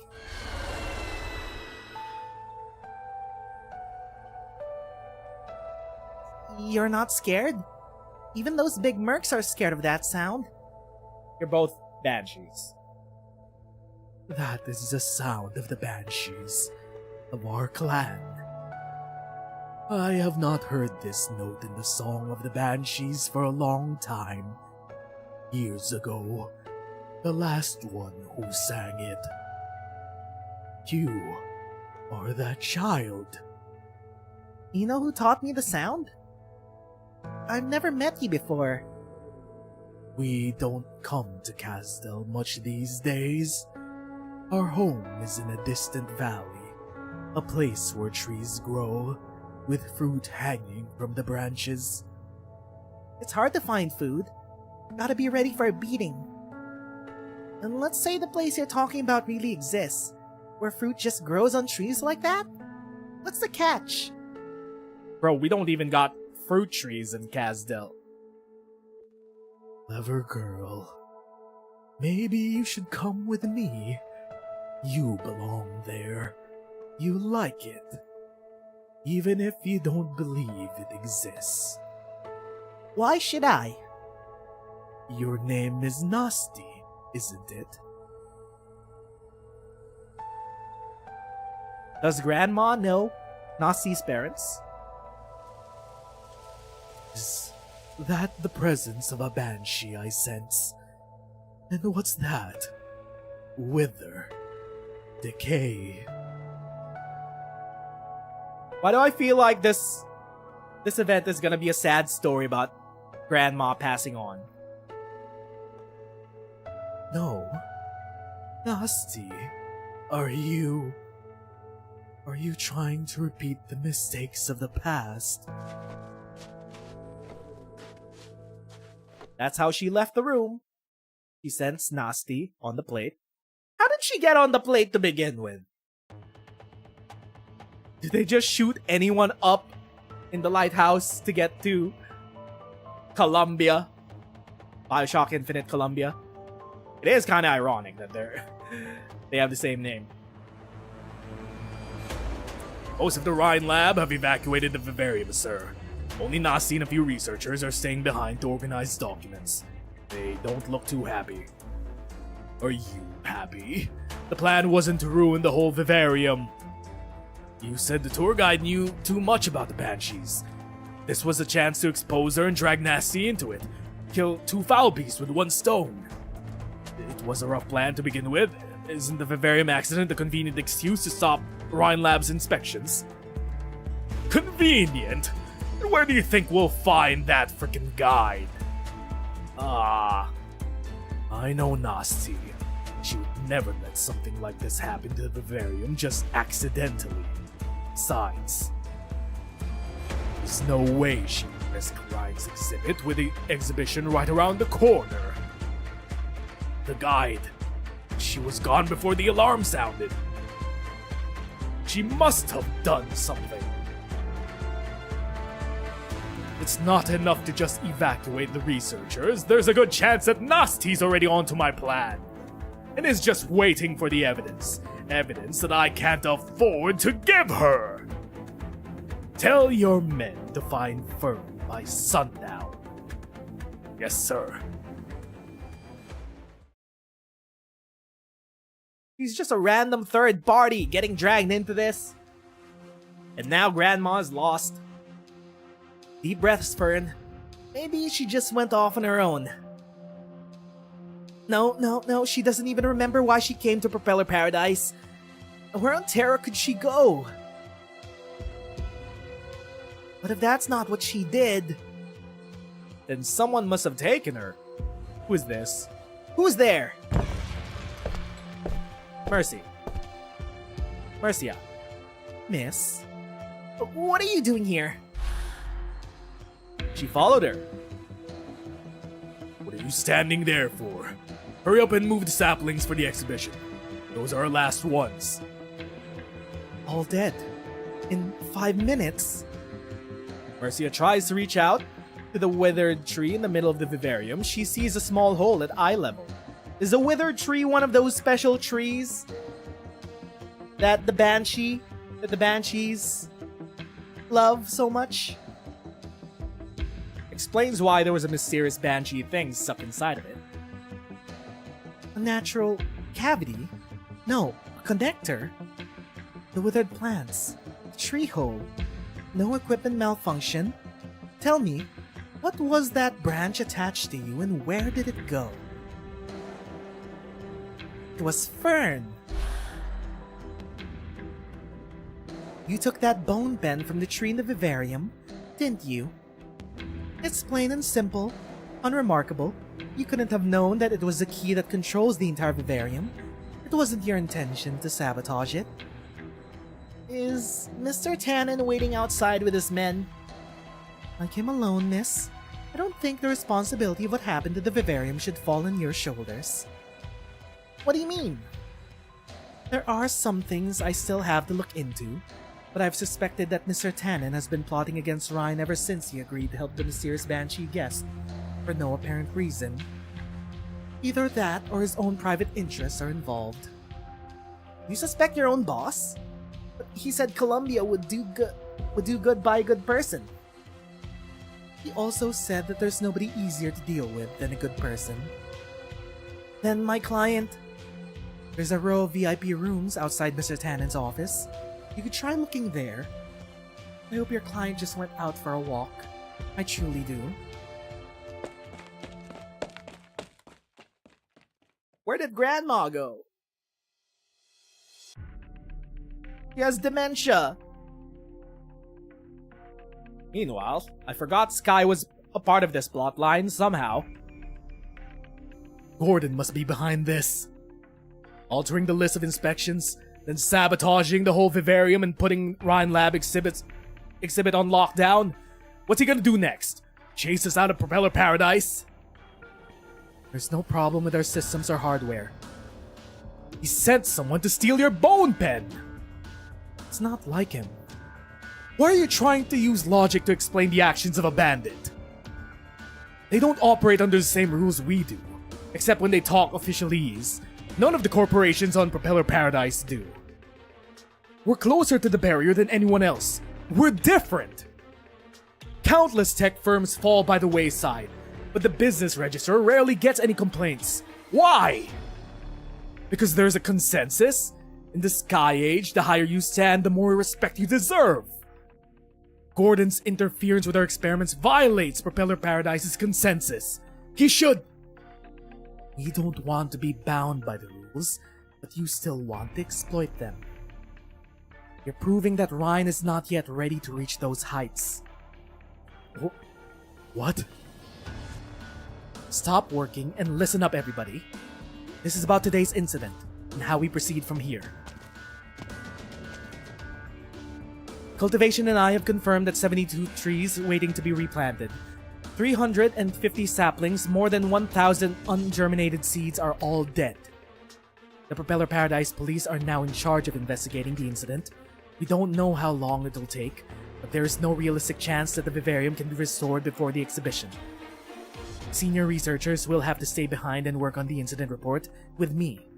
The rest of you can enjoy a little time off. Any questions? Director Lunary, you said the vivarium was our most important project. The culmination of the data sent back by the Ring Lab. Does this mean that we failed to protect the last legacy of the Galleria Stellaria? Dismissed.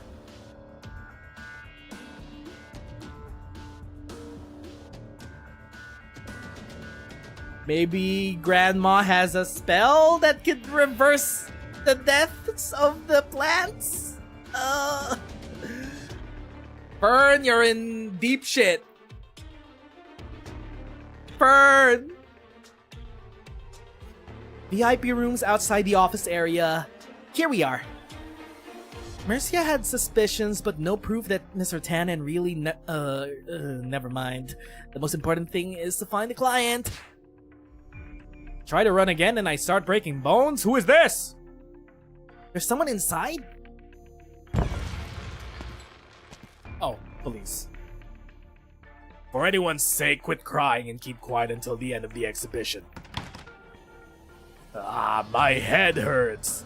Let me get a smoke.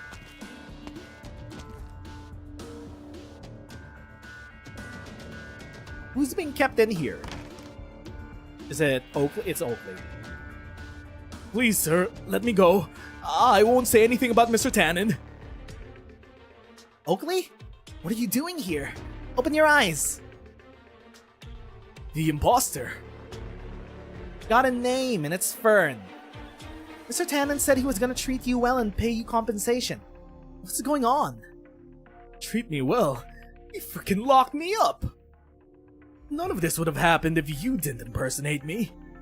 Hey, you're the one who begged me to take your number and resume that night. Tears and snot all over your face. What did you say back then? You were a lonely soul looking for love. Alright, stop. Me and my rotten luck. It's a huge deal letting unauthorized personnel sneak into a high-security experiment zone. That's why they wanted to shut me up. But how did you get out? I heard the guards say that Mr. Tannen was gonna deal with a troublemaking imposter. I see. Are we dead? I just wanted to see what life would be like in the future.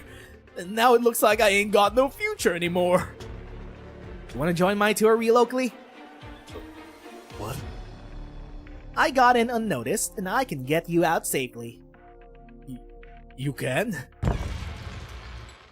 Man alive, I went out for a smoke and a whole person grew out from the floor or what? You can get in, but you won't get out. Not gonna let us go in peace, huh? You mean it when you say you could get me out? I'll join your tour or whatever it is. Just get me out of here! Good. You won't regret it. Let me tell you about how I braved the dangers of the bleached wasteland. Just deal with this guy! My hands are still tied! Don't worry. A good tour guide never makes her customers do her job. Welcome to Fern's Tours. Please be aware that you may encounter loud noises during this tour. Cover your ears or keep your distance from me. Now let's get moving. Does she have a megaphone on her shield? Ugh! Run! Frickin' hell after them! Don't let them get away!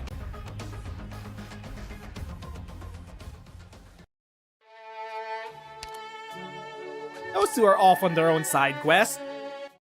I think Grandma is headed towards Nasty. Meanwhile, what the fuck is Iguana Man's up to, dog, Mr. Tannen? Bro is obsessed about the exhibition, wanting to take the limelight. He wants to take Rhine Labs out of the picture. Meanwhile, Sky Jagger. Survival of the fittest. Culling of the unfit. Since when has Rhine Lab become one of the unfit? That's the irony, right? You were the one that tried to expel Aspen. Oh, Mr. Jagger, what are you doing here? That's my line. What are you doing here? And you should have already cancelled Lucky Sisby's registration. I'm not doing anything illegal. We solved our technical issues before we filed the cancellation. What a stroke of luck. We've solved it. Why didn't anyone contact engineering? Oh. I see the bigger picture now. Nasty and Rhine Lab are in charge of the inspection for the exhibition. However, Rhine Lab has high standards because of everything, because of the legacy that Kristen left behind. Meanwhile, Mr. Tannen himself, he's just obsessed about the exhibition and getting things rolling. He doesn't need any of his possible prospects getting kicked off of the plate, and that's why he wants to get in the way of Rhine Lab's inspections. Maybe word didn't have time to get around because of how sudden it was. Anyway, Mr. Tannen announced that all technical inspections by Rhine Lab are suspended. I don't need to report to you anymore. How could they have solved all of it all of a sudden, when 3 days didn't do it? The Lucky Sisby's luck.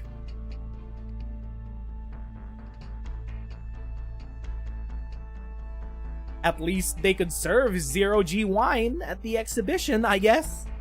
Yay! Quick, take the readings before their people come back.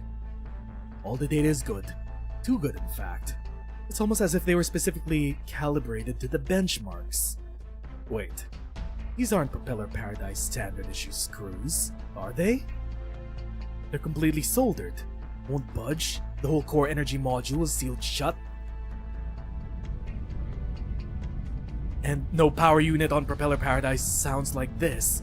No legal power unit anyway. Oh shit, not only is Mr. Tannen using contraband tech for the exhibition. He's skimping out on the standards.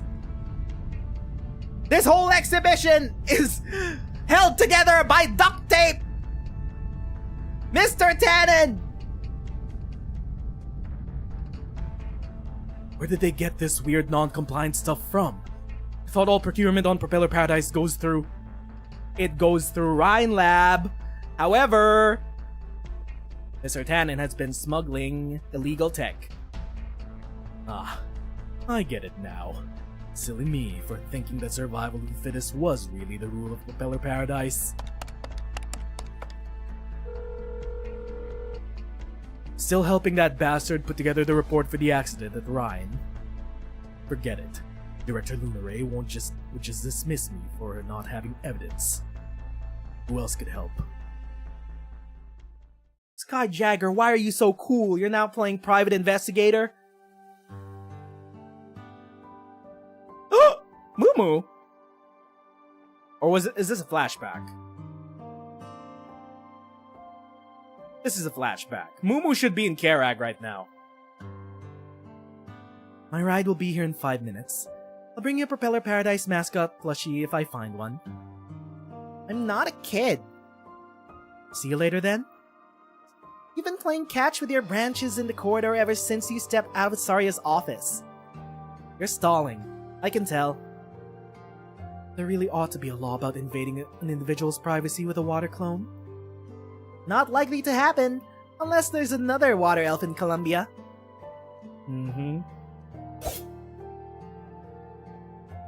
Foreshadowing is a narrative device. Branches on Nasti's belt suddenly grow, pointing in the direction of the water elf and twist open a tool attachment.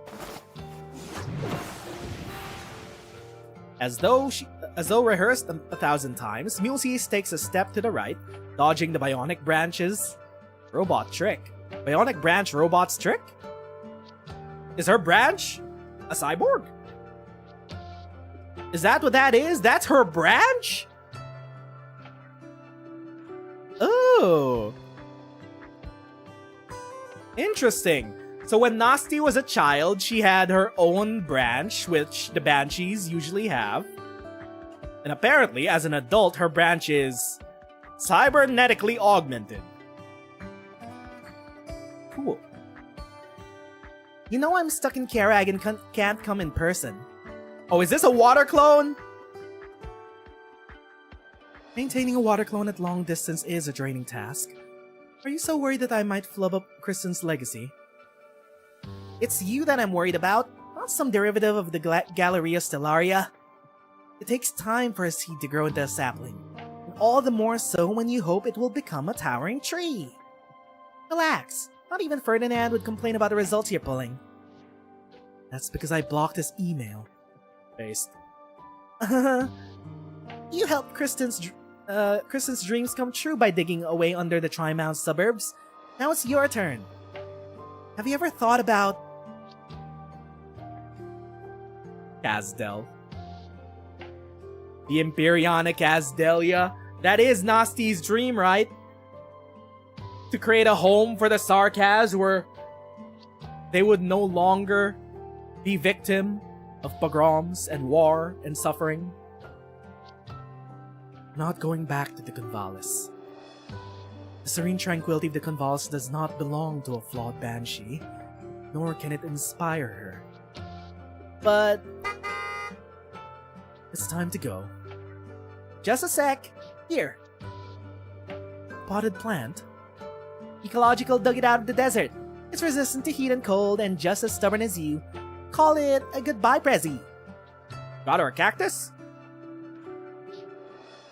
Ferdinand, no. Get blocked. No need for vivariums, just remember to water it. It'll keep a watchful eye on you. Maybe even help you. In return, take care of the vivarium and yourself and get me a Propeller Paradise mascot plushie if they really do exist. Oh, about the vivarium. Ooh, Mulesies. This is the second one that we lost.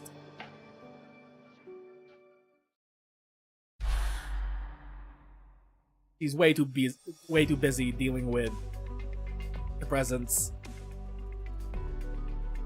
The withered branches on the first floor planters have been cleaned up.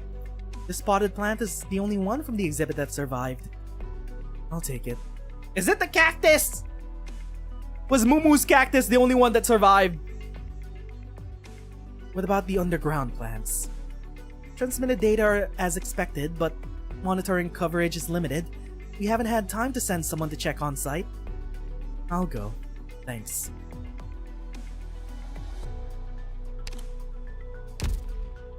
Director Lunaray. Anyone from outside here? No, ma'am. We've committed to simulate experimental conditions here. Wait, we have underground plants? Hold up. Just in case. Reveal. No sign of entry. Was it really an accident? We've compiled a report on the dead plants. You want to review it now? Alright, let's go. So we're underneath the plate. Nasti Lunaray, Director of Engineering. Credentials confirmed. Welcome.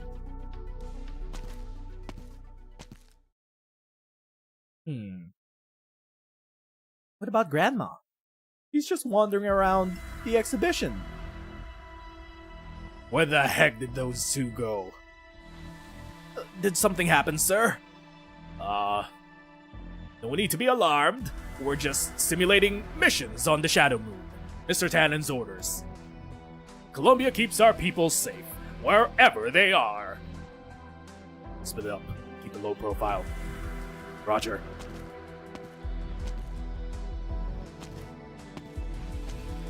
So it was a drill. It's just like a rank with Blockbuster. What was it called? Battlefield Shadow Moon, I think?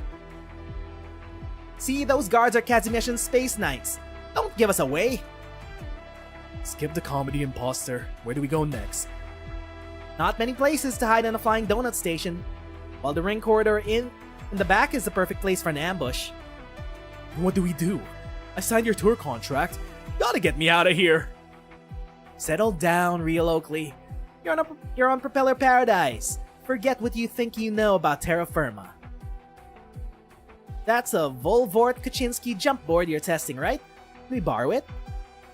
Jump board? We have hoverboards in Arknights now? Sure. Oh, what's that sound? Look up! How the frick did they get on top of a flowing pod? Oh, I forgot. People look up on Propeller Paradise. What do we do? Shoot them down! Is that simulating the air cannon the villain fires in the climactic scene? Wait, I think I smell orginium powder. Fire! Run!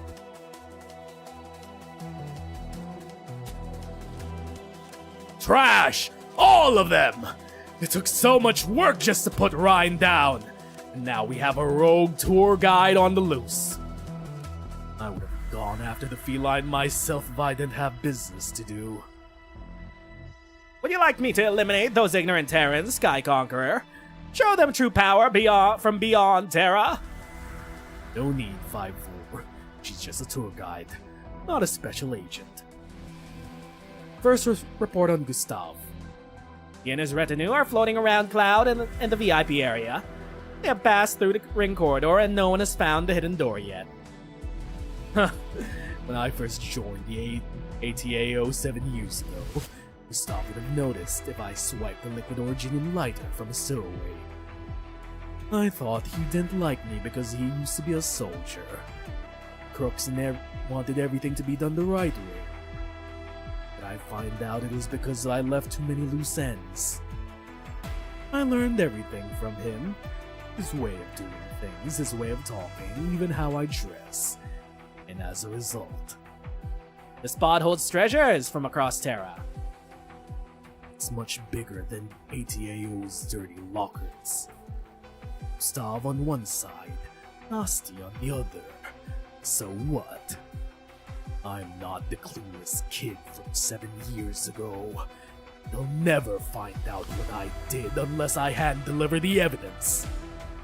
Once the exhibition opens, and thousands of exhibits fly into the sky, all the secrets, illicit transactions won't matter anymore. Everyone will know that it was Gordon Tannen who lit the fire under Propeller Paradise. Not Rhine, not DC. Warning, Terran approaching. What's that sound? Don't blow it up. Might be somebody below. Don't try to talk way out of... Oh! Gordon Tannen looks up in the smoke and dust as he forces his teary eyes open, trying to see just what is going on. A familiar figure descends amidst the rubble and dust, her legs flailing wildly. He just ordered her arrest several hours ago. They're only about 90 centimeters apart, but both their brains working feverishly to process the situation. Time itself feels frozen as Gordon and Fern stand off against one another, scrambling to take in each other's expressions. They really blew it up! Where the hell am I anyway? This place isn't on the map. There was a hidden door in the ring corridor? And why am I staring at Tannen right now? Was this a trap? And why is there such a look of surprise and shock on his face? Are these exhibits on the walls? Wait a second. I've definitely seen those arts units in the street stalls when I got dragged into the black market by the Sarkaz. And that hat over there, isn't that standard issue by the Jayadan in Sargonian tombs? Shoot, is it too late to pretend I never saw any of this?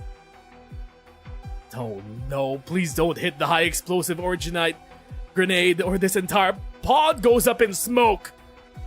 Damn it, it's been one thing after another since this fake guide came to Propeller Paradise. Is she Ryan's enemy? Or Nasty's spy? She ruined my plans once at the vivarium, and now she's doing it again! Bro, his machinations! His sinister machinations all getting unraveled by one moron, by one tour guide feline girl. There's an irony to things. What's she looking at? The active Originium Storm Guide beacon? Or the witchcraft helmet? Shit, she recognizes these. What's she gonna do with the dirt on me? Is she gonna sell it to someone? If Nasty or Gustav find out. I think both of them are just gonna crash into each other and knock each other out. Also, where the hell is Oakley? They got shot out of the sky. The delayed gravity pulls Fern sharply downward. Gordon has no time to save his collection. All he could do is watch as the feline approaches rapidly. The distance between them disappears, as do the complicated thoughts flashing through their minds in high-speed analysis as they await the impending impact. There's only time for them to say a single word. Shit.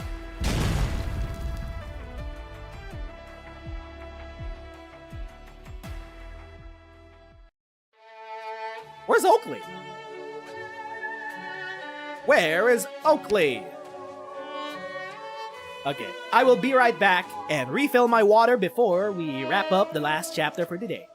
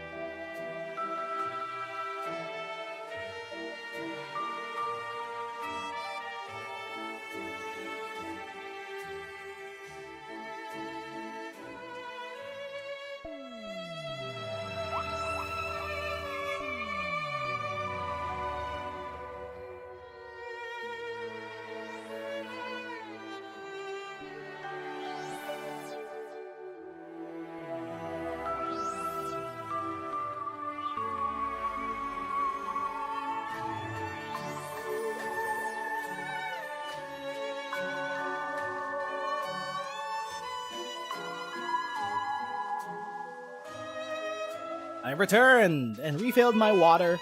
Looks like next weekend we'll have UR-ST-2 all the way to the end, apparently. 1, 2, 3, 4, 5. Actually, I feel like we could maybe push the UR-ST-2 if we have enough time. Let's see. UR-4. Jet stream over clear skies. Open your eyes and fight your nausea. It's not the sky that's churning, it's just you.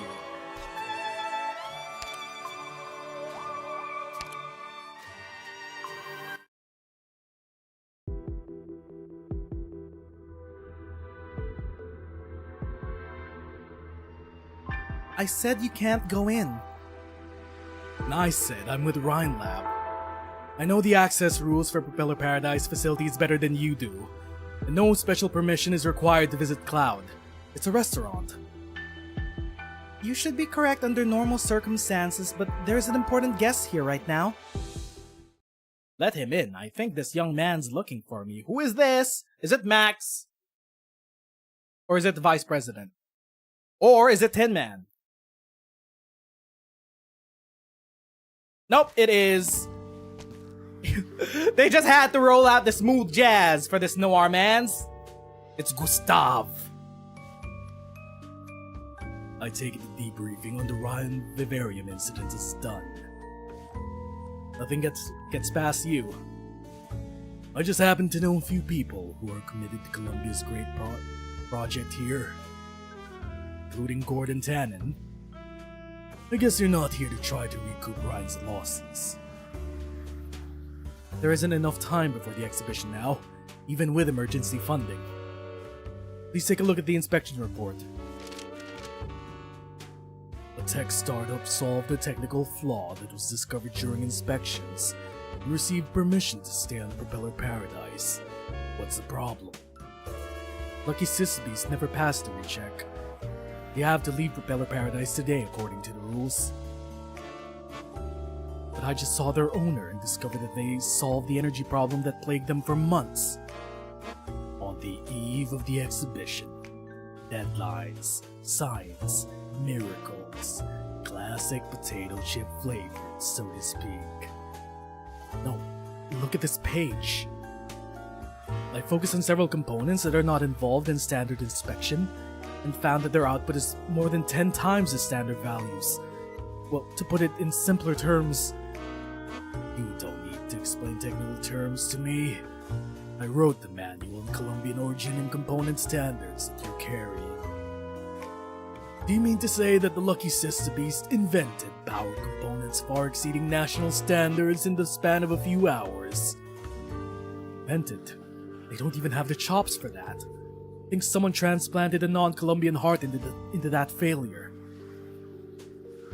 You know the rules of Propeller Paradise. All Terran eyes are on our progress in levitation technology. All the parts involved must be made in Colombia to ensure security. I'm not accusing the ATAO of negligence. No ordinary officer could have let a corporation dodge Ryan's regular and random inspections, unless someone manipulated the engineering section's inspection order. Coincidentally, Director Lunaray came up with an agreement with a certain official. Gordon Tannen.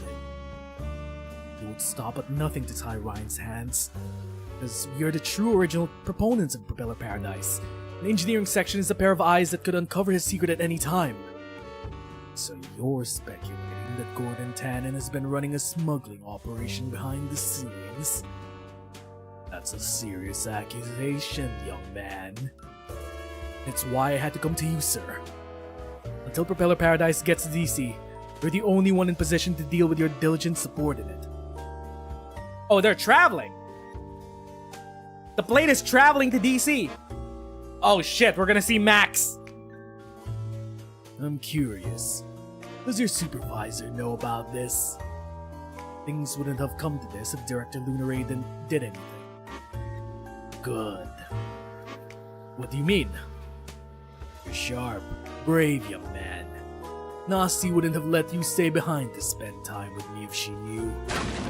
Oh! Sir! I'm the only one in position to deal with Gordon. An interesting way to put it. Used to butt heads with me, true. That's the folly of youth. True enough, of you too. Brother, why did you go to Gordon Tannen's boss? That's his mentor. He learned everything shady from him, from Gustav. First thing I ever taught him was that we'll always be of one mind when we stand for Columbia. Hey! Young Rhine researcher can only watch as Gustav takes the reports and turns to walk into the interior of the restaurant. He is shocked and angry. He wants to charge at Gustav, but the man makes a simple gesture, and the bodyguards twist the young scientist's arm, causing him to cry out in pain and frustration. Hello? Huh. What a coincidence. Sky Jagger is taken outside by the bodyguards, not knowing whether he'll be thrown into one of the lower level jail cells or locked away in some secret room. He hears Gustav pick up the phone. The man must be calling Gordon Tannen now. Sky Jagger regrets not leaving a copy of the evidence for Nasty. He could just get back Mariam. Suddenly, the pain is gone. The bodyguards let go of him and push him into the elevator to take him away from the cloud. He was way too hasty. He went straight to the enemy. Hey, you could hear me, right? I swear I won't say a word about Mr. Tannen's smuggling operation. We really didn't mean to barge into his collection.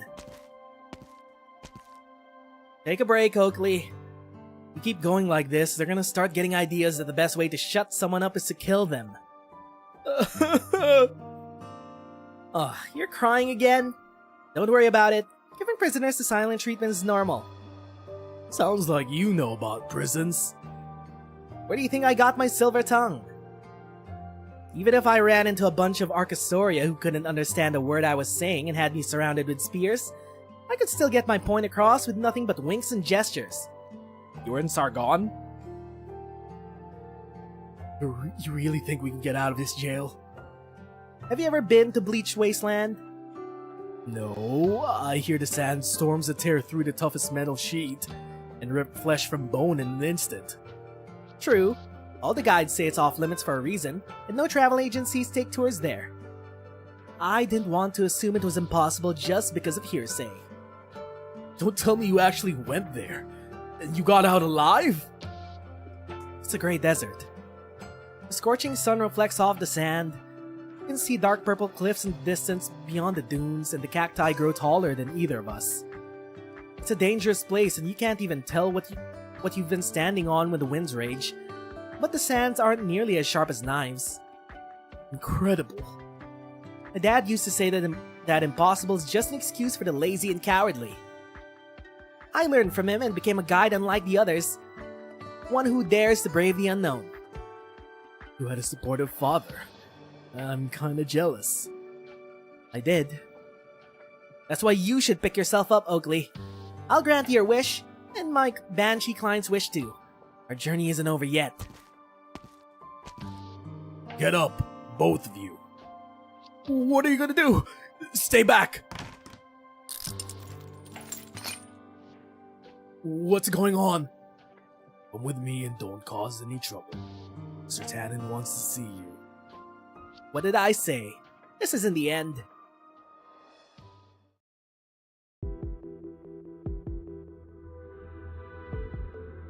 Yes, I understand. I apologize for the trouble, sir. Screw that condescending old fox. Got a retirement age in Columbia for a goddamn reason. Not his coffee boy anymore, and I'll be damned if I let him yell in my face over getting the sugar wrong. Was he talking to Gustav? Sir Tannen, my forest is going to burst if you feed it anymore.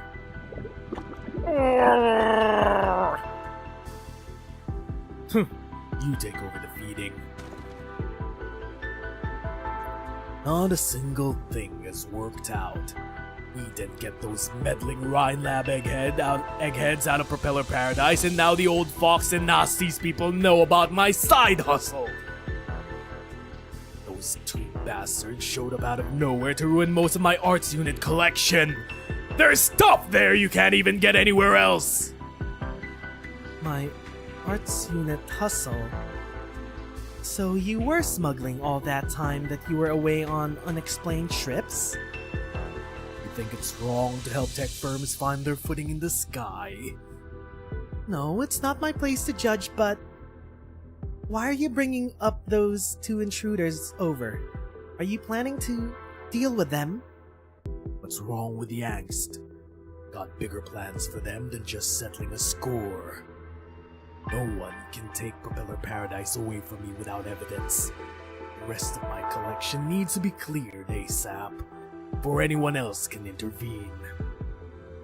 You want them to smuggle the contraband out for you.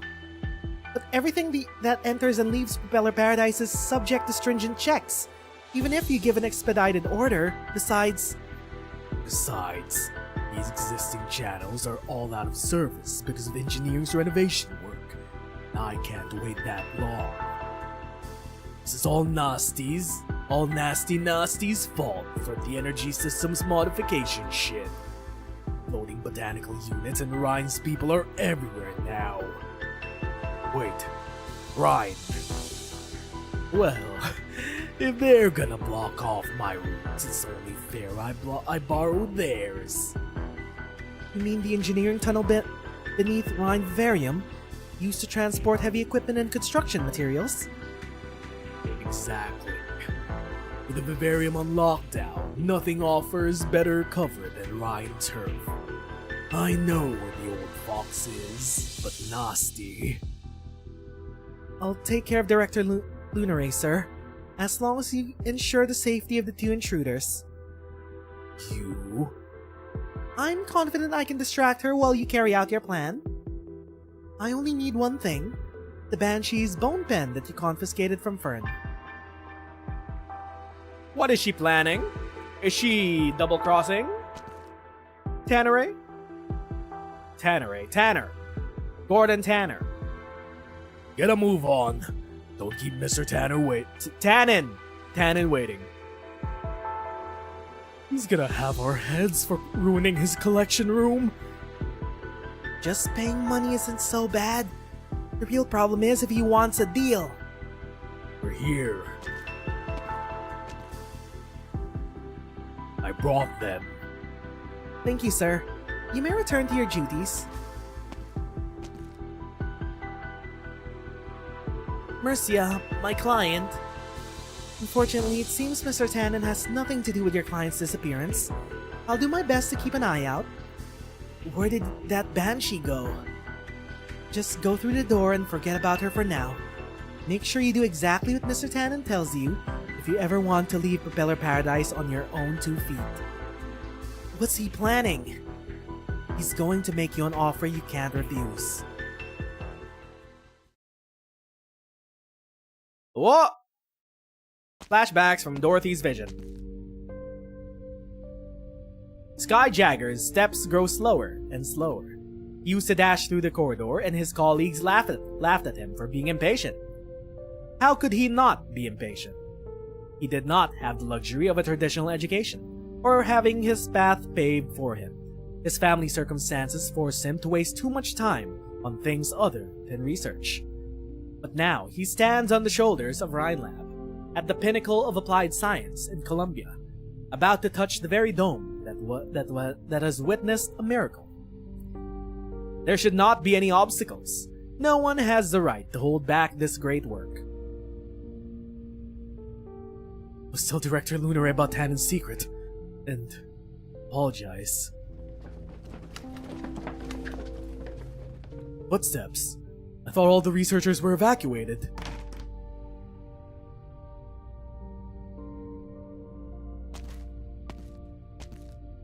Does this thing come off at all? It looks like one of those centrifugal safety membranes that the revolving bar used. Don't touch it if you're not sure. We'll ask our new boss later. Is Nasty still in her office? I heard she was willing to lose the whole vivarium to save us. And that grumpy kid. Shh, shut your big mouth. Nasty's a good person. That's all we need to know. Grumpy kid? Me? Thank you for your time. I think this is the beginning of a beautiful partnership. You're Gustav's secretary. What are you doing here? You must be Sky Jagger. I've finished my business with Director Lunare. Excuse me.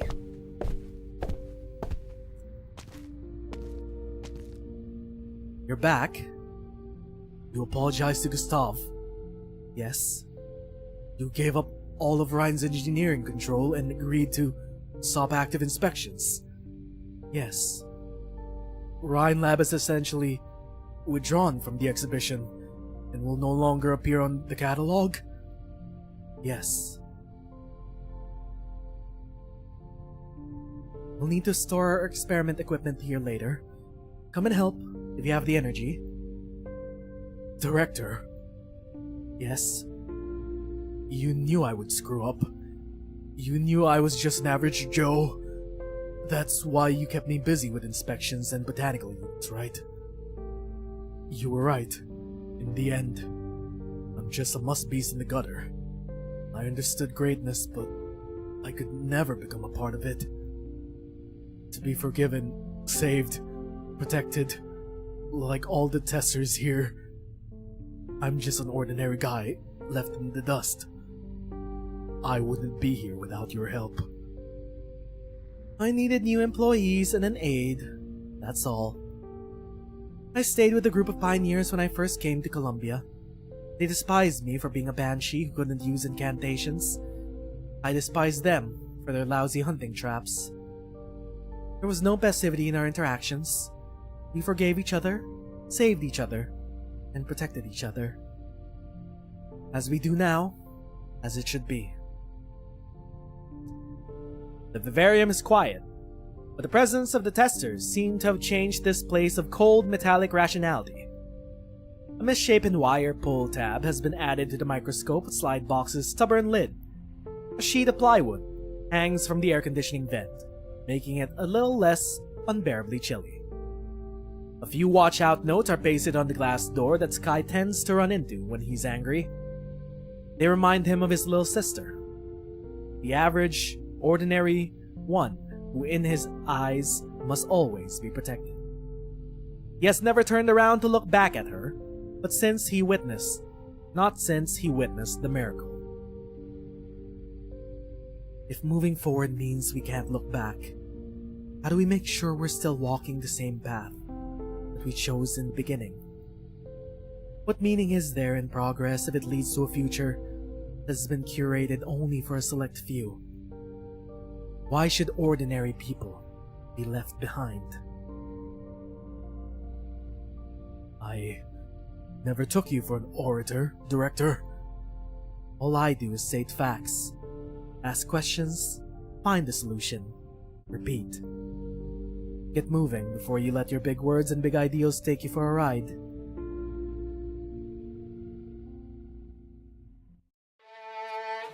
Shit. No! Ride Lab is no longer part of the exhibition. The vivarium is gone. Kristen's legacy is gone. No one actually cares about studying the star pod. Tannen is just up in his own ass about his fucking theme park. Sorry I'm late. I was busy today. Mercia, please. I must remember. Wait a minute. What if... Is Mercia a banshee? I assumed that she was a Liberi. Maybe the banshee that Grandma detected was Mercia, actually. Or not. Your situation is unusual. Your memories are like wilted leaves hanging from withered branches. Wiping away the dust might restore some sheen, but if you press too hard, you'll only damage them further. By all rights, I should not even touch them if not for... Sorry, Madame Vela. Oh, she must be a banshee, right? I must know. I must remember. Your memories since leaving your homeland have not been happy ones. However, if you insist, closing your eyes, and we'll try again. Your homeland. I don't think she's a banshee. Mercia puts her old projector on the table with some effort. Her fingers glide as glass slides drop into the slot, and the aging banshee becomes covered in an unfamiliar scene.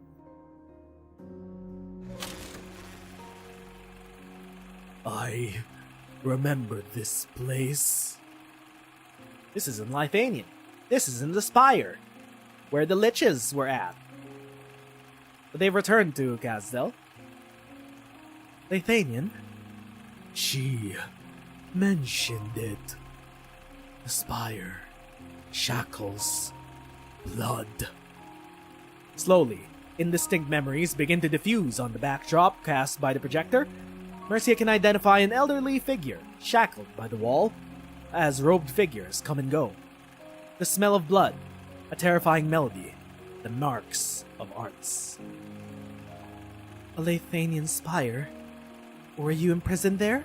As a test subject? You would have been buried beneath the tomes of the spire casters, if not for the aid of a lich. Oh wait, no, that was Mercia. Whoops. The Ecclesia Requiem in the Holy City. You were in the funeral procession? For kindred who have wandered afar? Or the foe of your clan? But the angels didn't like it, did they? They want laughter at their funerals, not wailing. You were almost arrested by the Pontifica cohorts. You came to Columbia, through the frontiers, even the bleached wasteland. The wind-blasted land which not even beasts dare to tread. Which Dorothy was also experimenting at. Because they needed manless drones to pioneer. And finally you came here. Why Propeller Paradise in particular? What did you come looking for? Here.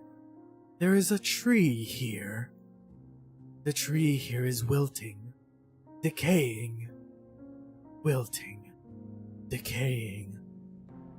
I see.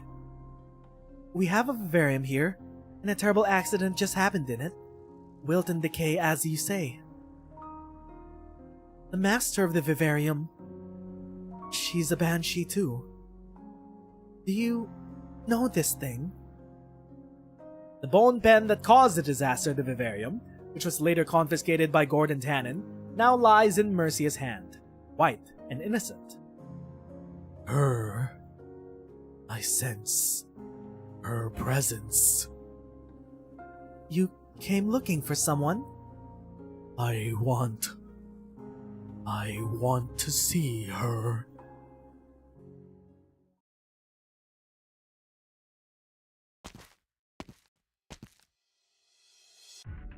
These two bozos. Now smuggling. For Mr. Tannen. No need to crouch so low, Oakley. The art unit on your back is slipping. This is Rhine Lab's underground passage. The walls could have nanomonitors listening to us. Besides, we have to worry about Propeller Paradise's warning system too. Why do we have to avoid the police if we're doing this for Tannen? Do you think he trusts many of his subordinates? Even the elevator guard could be a pair of eyes for some big shot. If anything goes wrong, the trouble could go way further than just a few boxes of contraband. So the two of us, just being outsiders with no interest in this, ended up being the best choice to dispose of this stuff? Yes. There's something I haven't been able to figure out. What is it? You got someone to do your job, and you got someone to meet them on the other side. Why not just lie down in your office, pet your finbees, and put on some jazz? Aren't you worried about getting yourself in trouble if you're on the scene, sir? I came to see my little darlings off. What is it? Quit fidgeting. You almost hit the wall with the arts recreation unit. I told you to treat it nicely like your life depends on it. Yeah, I remember. You'd better remember what you said too. If we deliver your darling safely and keep our mouths shut, then we're square. Great. Don't let your guard down. Nasty has refused to leave the vivarium. She's continuing her research in the middle of a room of failures, pulling all-nighters. So she's right above... Oh wait, pardon. So she's right above us? I think I hear her footsteps. Don't worry. Mercia will take care of her. Mary? Mary? Yes, Mr. Tannen? I hear you. What's going on there? If something goes wrong, you've got to keep Nasty distracted, whatever it takes.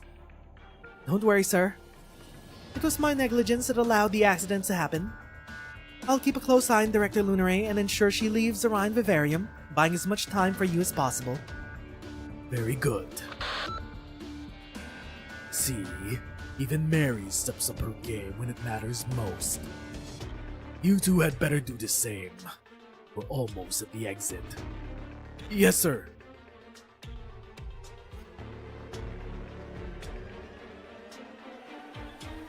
Who is this? Fern has a keen sense of hearing. There's a risk that you will be exposed. We need Emergency Management Council to intervene. Wait, is she a spy? She was a spy all along?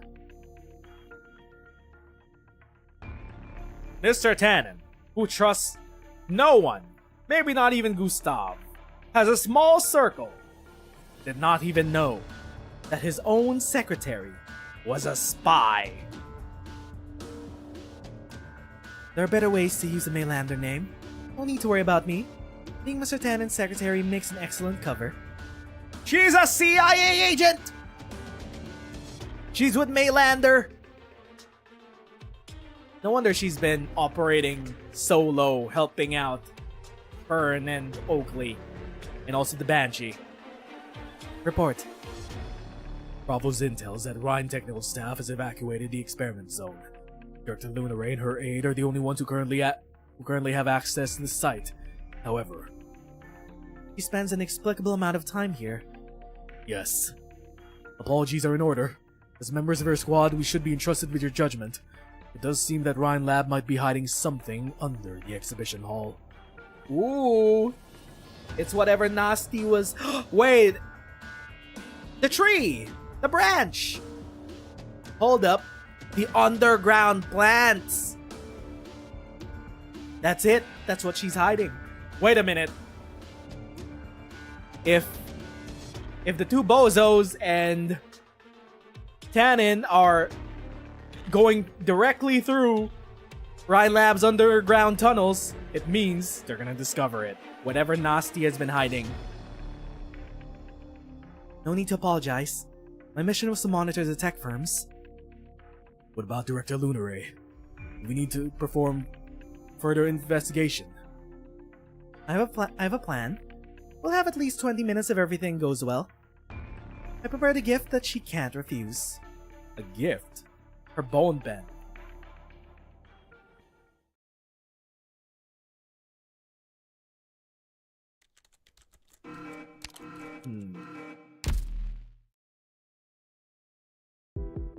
Whoa! Again? Is this the system that the vivarium and floating botanical units run on? I knew the Banshees were good at manipulating objects from a distance, but to abandon sound as a medium, sealing incantations inside the module, and repairing flaws through self-cycling, this is a revolutionary innovation! If it's all incantation-driven, You should stop reading purely speculative papers. most people don't know much about the Banshees. I understand they rarely leave the Valley of Convalis. Did you live there before coming to Columbia? My first memories are of Casdell. I was later adopted by one of my kin and taken to the Convalis. What kind of place is it? Peaceful, beautiful place. The riverbanks are covered in grass and shrubs. The flowers never wilt, and the fruit never falls. Not even rain disturbs its tranquility, much less catastrophe. Why did you leave then? Who could it be? At this hour? Director! Over here! Is this your bone pen?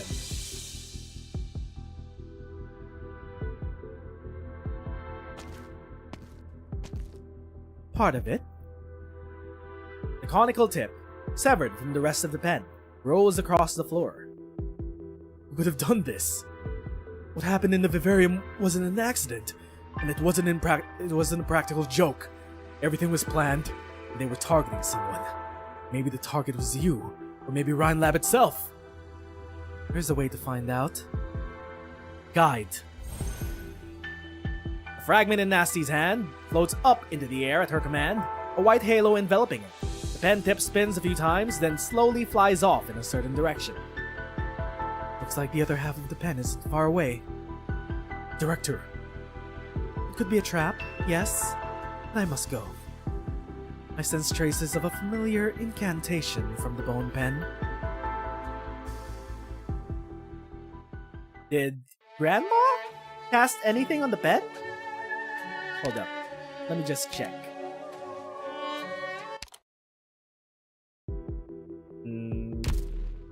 I think it's implied that she might have cast something on the pen. Grandma does want to meet up with Nasty for some reason. Because of a branch that called her all the way to America from the Convalis? Dang. Okay, last chapter of the day. UR-ST-2. Test flight. A seed born of turbulent times takes root in the skies.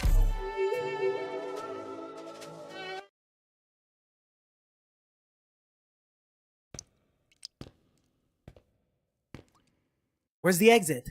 According to the map, we should be able to see the checkpoint machines now. are we going to keep going? There's nobody else here. So eerily quiet. Of course there's nobody else here, or we'd be exposed. Get your act together. Ah! Red liquid! It's dripping from the ceiling! Ah! It fell on my face! It's rusty water from the pipes. Don't make me sew your mouth shut. Mr. Tannen! Oh wait, no.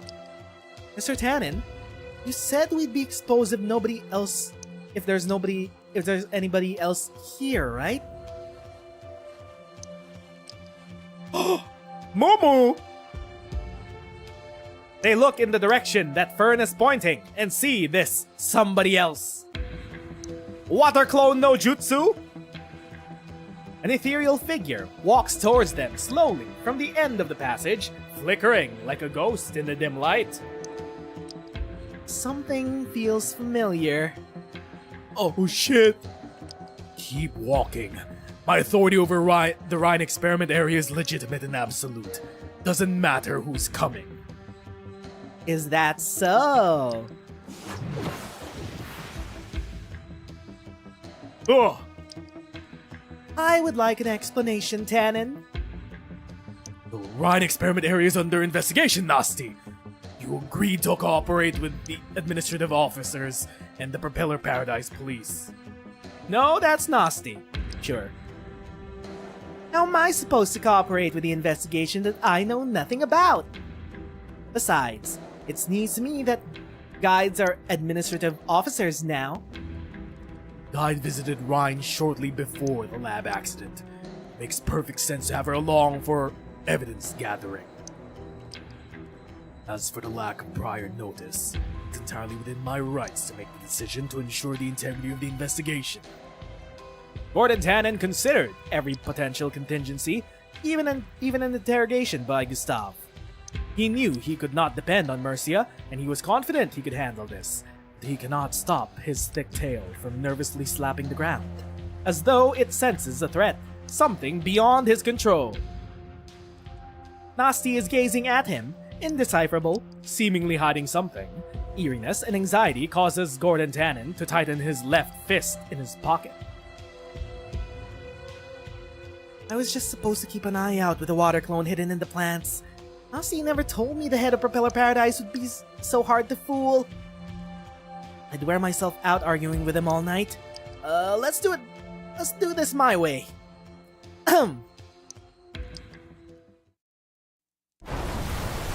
What? Moo, what are you doing?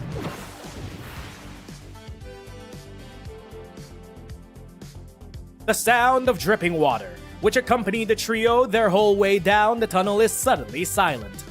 Water droplets break free from the constraints of physics and float in midair. Also, the background music is a banger. They feel a coolness at their feet. Only now do they notice the water on the floor has reached their ankles. Mr. Tannen, look! Is that still Director Lunaray? Gordon Tannen cannot believe what he is seeing. Water streams into Nasty from all directions, carrying her higher and higher, looking down at the three invaders. Gordon Tannen has never seen such effects from an arts unit. Prudence would certainly be in order if this was Banshee witchcraft, but there is something that scares him even more. Nasty bends down at him with a cute expression that the one by the name would never wear. There really isn't a single fresh thing on Terra, is there? I've heard this pre-written spiel 1,000 times. How about we talk about something else? Like, what's in those 2 big boxes of yours? Don't tell me they're presents for Rhine Lab. We've still got a ways to go until Christmas, I thought. Who are you? Nasty, the director of Rhine's engineering section, whose vivarium you just ruined a few hours ago. Who else? She would never talk like that! Why do you look like you're saluting? That's a casting gesture, isn't it? Heh, you notice. You can't fool me. I don't know what your arts do, but this underground passage belongs to Rhine. And anything that happens will only come back to bite you. You're not satisfied with just losing the experiments for the exhibit, eh? You want to go to jail with the rest of your people. Let me remind you of something. Like you said, this underground passage belongs to Rhine. You personally gave the order to shut it off. But I'd bet a whole lot of gold certs that your people don't know about tonight's investigation. How many would know where to go to look for your corpses? You dare! Run! Spook them with a big watery ghost. She's doing this while also conversing with a presence all the way in Kierag. That's my goat. It is nighttime. Nasty feels a daze as she walks the streets of Propeller Paradise. This place began as a proposal from Rhine, built by Nasty personally. Oh, okay. Okay. But Nasty no longer recognizes any of the myriad inventions that adorn it. She should work on her own project, her passion project, the Empyreanic Asdelia, Seshka. She even has to stop and think in order to figure out how the inflatable street lamps by the roadside work. Nasty cannot help but feel that she is walking into an unfamiliar life. It's like when I first came to Rhine. Neosies emerged from the sink, teasing me for my ignorance as she walked me through sterile lab cleaning procedures. Nasty stops in her tracks. Another fragment of the bone pen lies quietly in the gaps of the bricks, having guided her all the way here. They broke her pen apart into pieces? Like breadcrumbs? She picks up the fragment, as she once did when she walked into a new life for the first time.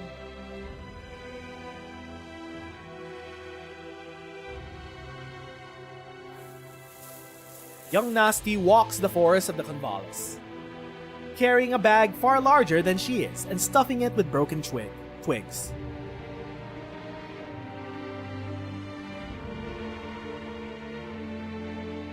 has been 2 weeks since she and Vela arrived in the Convalis. Vela is busy with younger banshees who come to her with questions of every kind. Only when the banshees are all asleep and there is no one in the valley does Vela have time to take Nasti's hand and walk with her through this beautiful place. Finally, Nasti decided to build a treehouse on her own, but the bag of twigs is too heavy for her and she must wait for Vela to pick her up. Is it Vela or Vila? The same way Aetherside? I think it's Vila. It has been too long since the rainy season. Isn't it time for another rowing competition? When do we...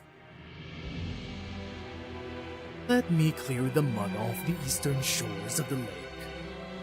But no spin incantation on the boat this time, please. Teacher, one of the Miss Staple vines is getting in my house. Can I cut it? No, my child. Nothing is better for wiping one's feather horns than the pulp of the mist apple. Mist apple? Perhaps you could guide the vine to grow in a different direction. It'll be a chance for me to see if you've been practicing the incantations I've taught you. How long has it been since we last received a token from outside, Custodian? We've only had 5 or 6 this month. I dealt with them when I was in Castel to ask the child of soil and stone to treat the roosting tree. There it is again, the roosting tree. The name of Nasti's skill 3, the platform that she builds. Is that a metaphor for the Banshee tree? I don't know, being the core pillar of whatever project that Nasti is working on. It's Vela? Vela. Vela. She's grandma to me. So few? Isn't it a good thing? It's been half a year since he taught me the elegies, but I haven't really had the chance to sing it for anyone. Can I go next time and help our kin? MILF! Alright, let's let Vela rest. It's alright. This is what I'm supposed to do. The children call you teacher and custodian. I never conferred these titles. What you've done for the Convalis over the past 2 centuries puts me to shame as the Lord of the Banshees. You know the reason. I have to keep working, to distract myself. Did Ducarel cause you any trouble during your audience with Her Highness? He's been hostile towards our people ever since we retired to the Convalis. Because he's a deadbeat. He's hostile to everyone, but speaking of Her Highness, she showed me the early fruits of her exploration into the nature of Originium. Perhaps she has already chosen a more resolute path. About us, then. What about the Convalis? Logos! The Convalis is no longer associated with the future of the Sargas, even if Her Highness really has changed her mind. It remains the Banshee Sanctuary. You brought the girl back a little while ago, didn't you? The daughter of a stray sister. I should have found her 5 years ago. Afanil keeps asking me when he can come and see her. He's so curious about everything beyond the valley. The boy. Please tell Afanil that Nasti is rather timid and needs time to get used to the Convalis.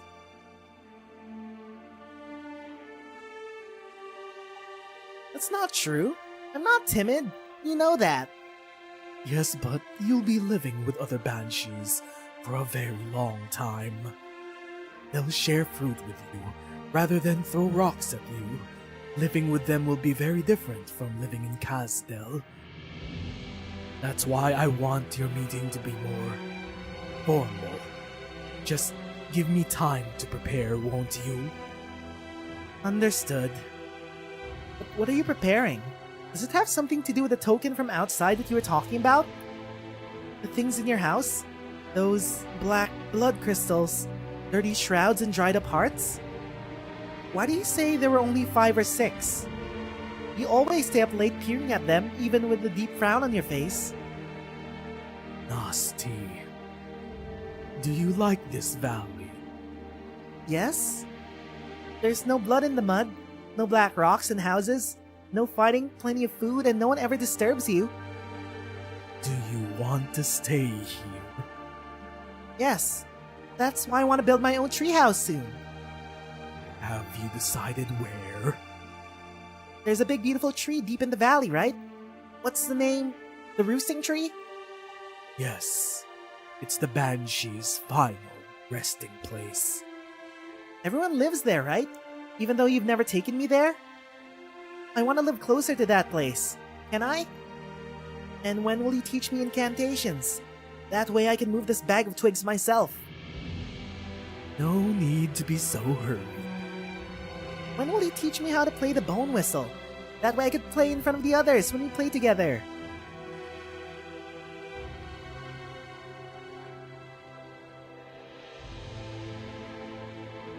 I took one from your house, but I couldn't make a sound with it. No need to be so hurried, my dear girl. The tired banshee suddenly seems so unfamiliar to Nasty. She knows where Vela always starts when polishing her feather horns, and how many nearly indistinguishable black dresses she has. But she can never tell what Vela is thinking. Nasty stops asking questions and raises the bone whistle, obstinately blowing on it in futility, until a soaring melody covers up the muffled sound she is making. You want to play the whistle for the other children, don't you? One does not need a bone whistle to accompany a smile. Come, child. I'll teach you. Nasty does not understand how that simple leaf in Vela's hands can make a sound, much less why that sound is so full of sorrow. The sky is blue, the waters of Mist Lake murmur on, and everything seems perfect. Nasty follows Vela's gaze. The branches of the roosting tree are just barely visible in the distance, swaying like reeds, like fate.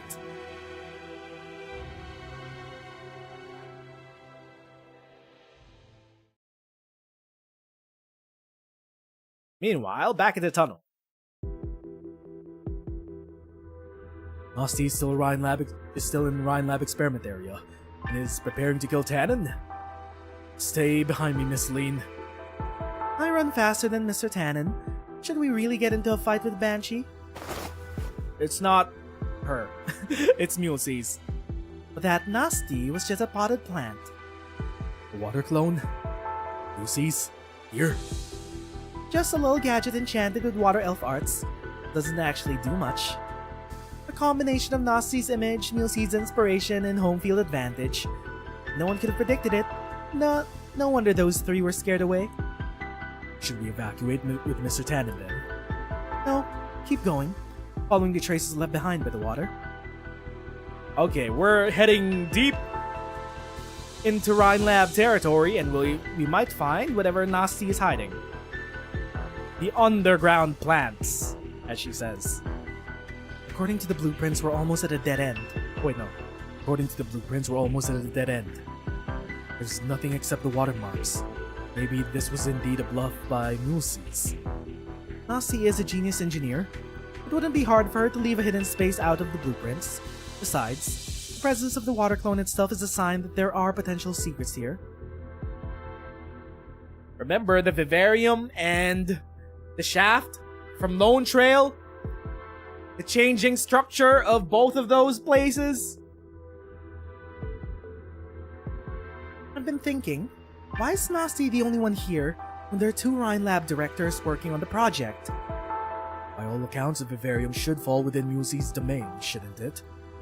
Unless, by its very nature, it's only something Nasty can do. Did she plant her branch into a tree? Is that what she's growing underneath the vivarium? You mean if your potted plant suddenly died? Sorry, purely hypothetical, would your first reaction be to keep checking the time on your watch over and over? No, I would be more concerned about the cause of death than the sign. That was the most what the most experienced researchers near Nasty did when the incident at the vivarium occurred. Check the time. It was almost as though they expected the wilting to happen. It just didn't happen at the expected time. Therefore, Rhines claimed that they were studying plants that can survive at high altitude, based on data from the Galleria Stellaria. It's a cover story. I think Maylander has found Rhine's true secret. Rhine doesn't need the plants in the vivarium to live. It needs them to die. Not the life that an elf celebrates, but the death that a banshee knows well. But why? Death will water.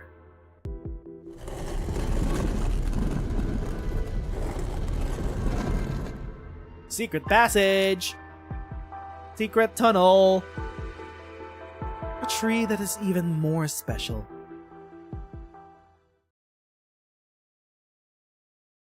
So she was developing something in secret. And it was official Rhine Lab project, considering all the engineers and scientists were along for the ride. They finally meet. Grandma and granddaughter. The elderly banshee stands in the shadow at the end of the street. She has waited a long time. The night is longer than the 3 centuries that she has lived. She watches as a familiar figure approaches. It is taller and sturdier than she remembers. Facial features look different. The clothes are all an unfamiliar style. Not so familiar anymore. Bela's head begins to ache. Her chaotic memories are like Mist Lake in deep winter, the cold and heavy mist swallowing her in an instant. Nah.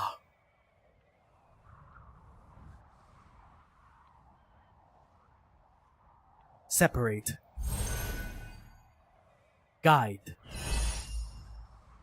Nasi places the fragments of the bone pen in the center of her palm and recites the language of the banshees. The incantation separates the scent that does not belong to her but is very familiar, leads her to its source. There is no wind, but the bone pen begins to sway. All will be answered soon. Then, Nasty, careful. what's the situation over there? There's someone else. What's wrong with Grandma? Is there something wrong with Grandma? Is that why she's the boss of the gameplay? Mr. Tannen, stop! I think we're lost. I think we're lost too. I can't believe how much space Rhine has beneath the experiment area. This has got to be against the rules. Says you, bozo! The rules. Usually when scientists leave so much space, I got the hiccups, in their labs, they're either saving it for a big plan or it's from a big plan that's already gone off the rails. Sir, is it just me or is the ground's cracking? Looks like it's the former. Somebody help! When did the floor behind us close? Damn it! Please tell me it's not a giant missile, Nasty! Wait. Hold up. The concrete beneath their feet shatters, as though it were made from crackers. Gordon Tannen tries to hook the pillars with his tail, grab the walls with his hands, but all he finds is a single twig, glowing dimly. Beneath him, a canopy made from metal and withered wood expands in the darkness. The glowing tree rises up silently into the night sky, as if 1,000 stars are rushing upwards. This thing. Does it have a propeller? An engine? It's levitating itself. there isn't any sound of machinery. How could it possibly fly? Nasty. Rhine Lab. I'll be completely damned. What? Freeze! Shit. Why do these guards feel the need to shine lights into the sky just because some humongous thing is taking off in the middle of the night? Who the hell Oh, wait, it was me. Great. Huh? Would you say we're exposed, sir? I would say we are. Given that everyone who's awake in Propeller Paradise right now is seeing us hanging off a tree with 2 big boxes of contraband. You think there's a chance if I yelled that I found some dangerous Rhine experiments to the people below? No, not a thinking chance. I can't let this thing get ruined until I figure out how on Terra it could fly. Okay, it really is over now. This is her skill 3! This is a high ground tile! A whole ass tree! What just happened? I think our intrusion might have awakened something. But now, there are no secrets on Propeller Paradise anymore.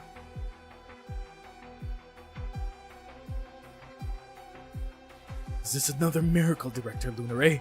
Or is it a stillborn miracle?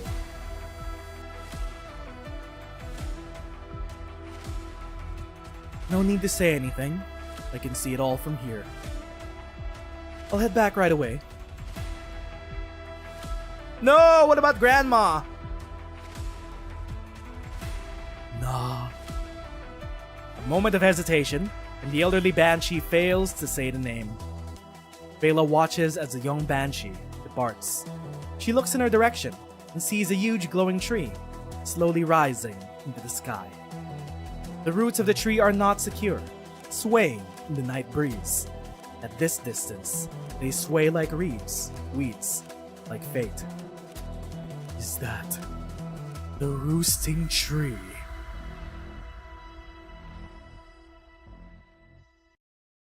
Title drop, baby!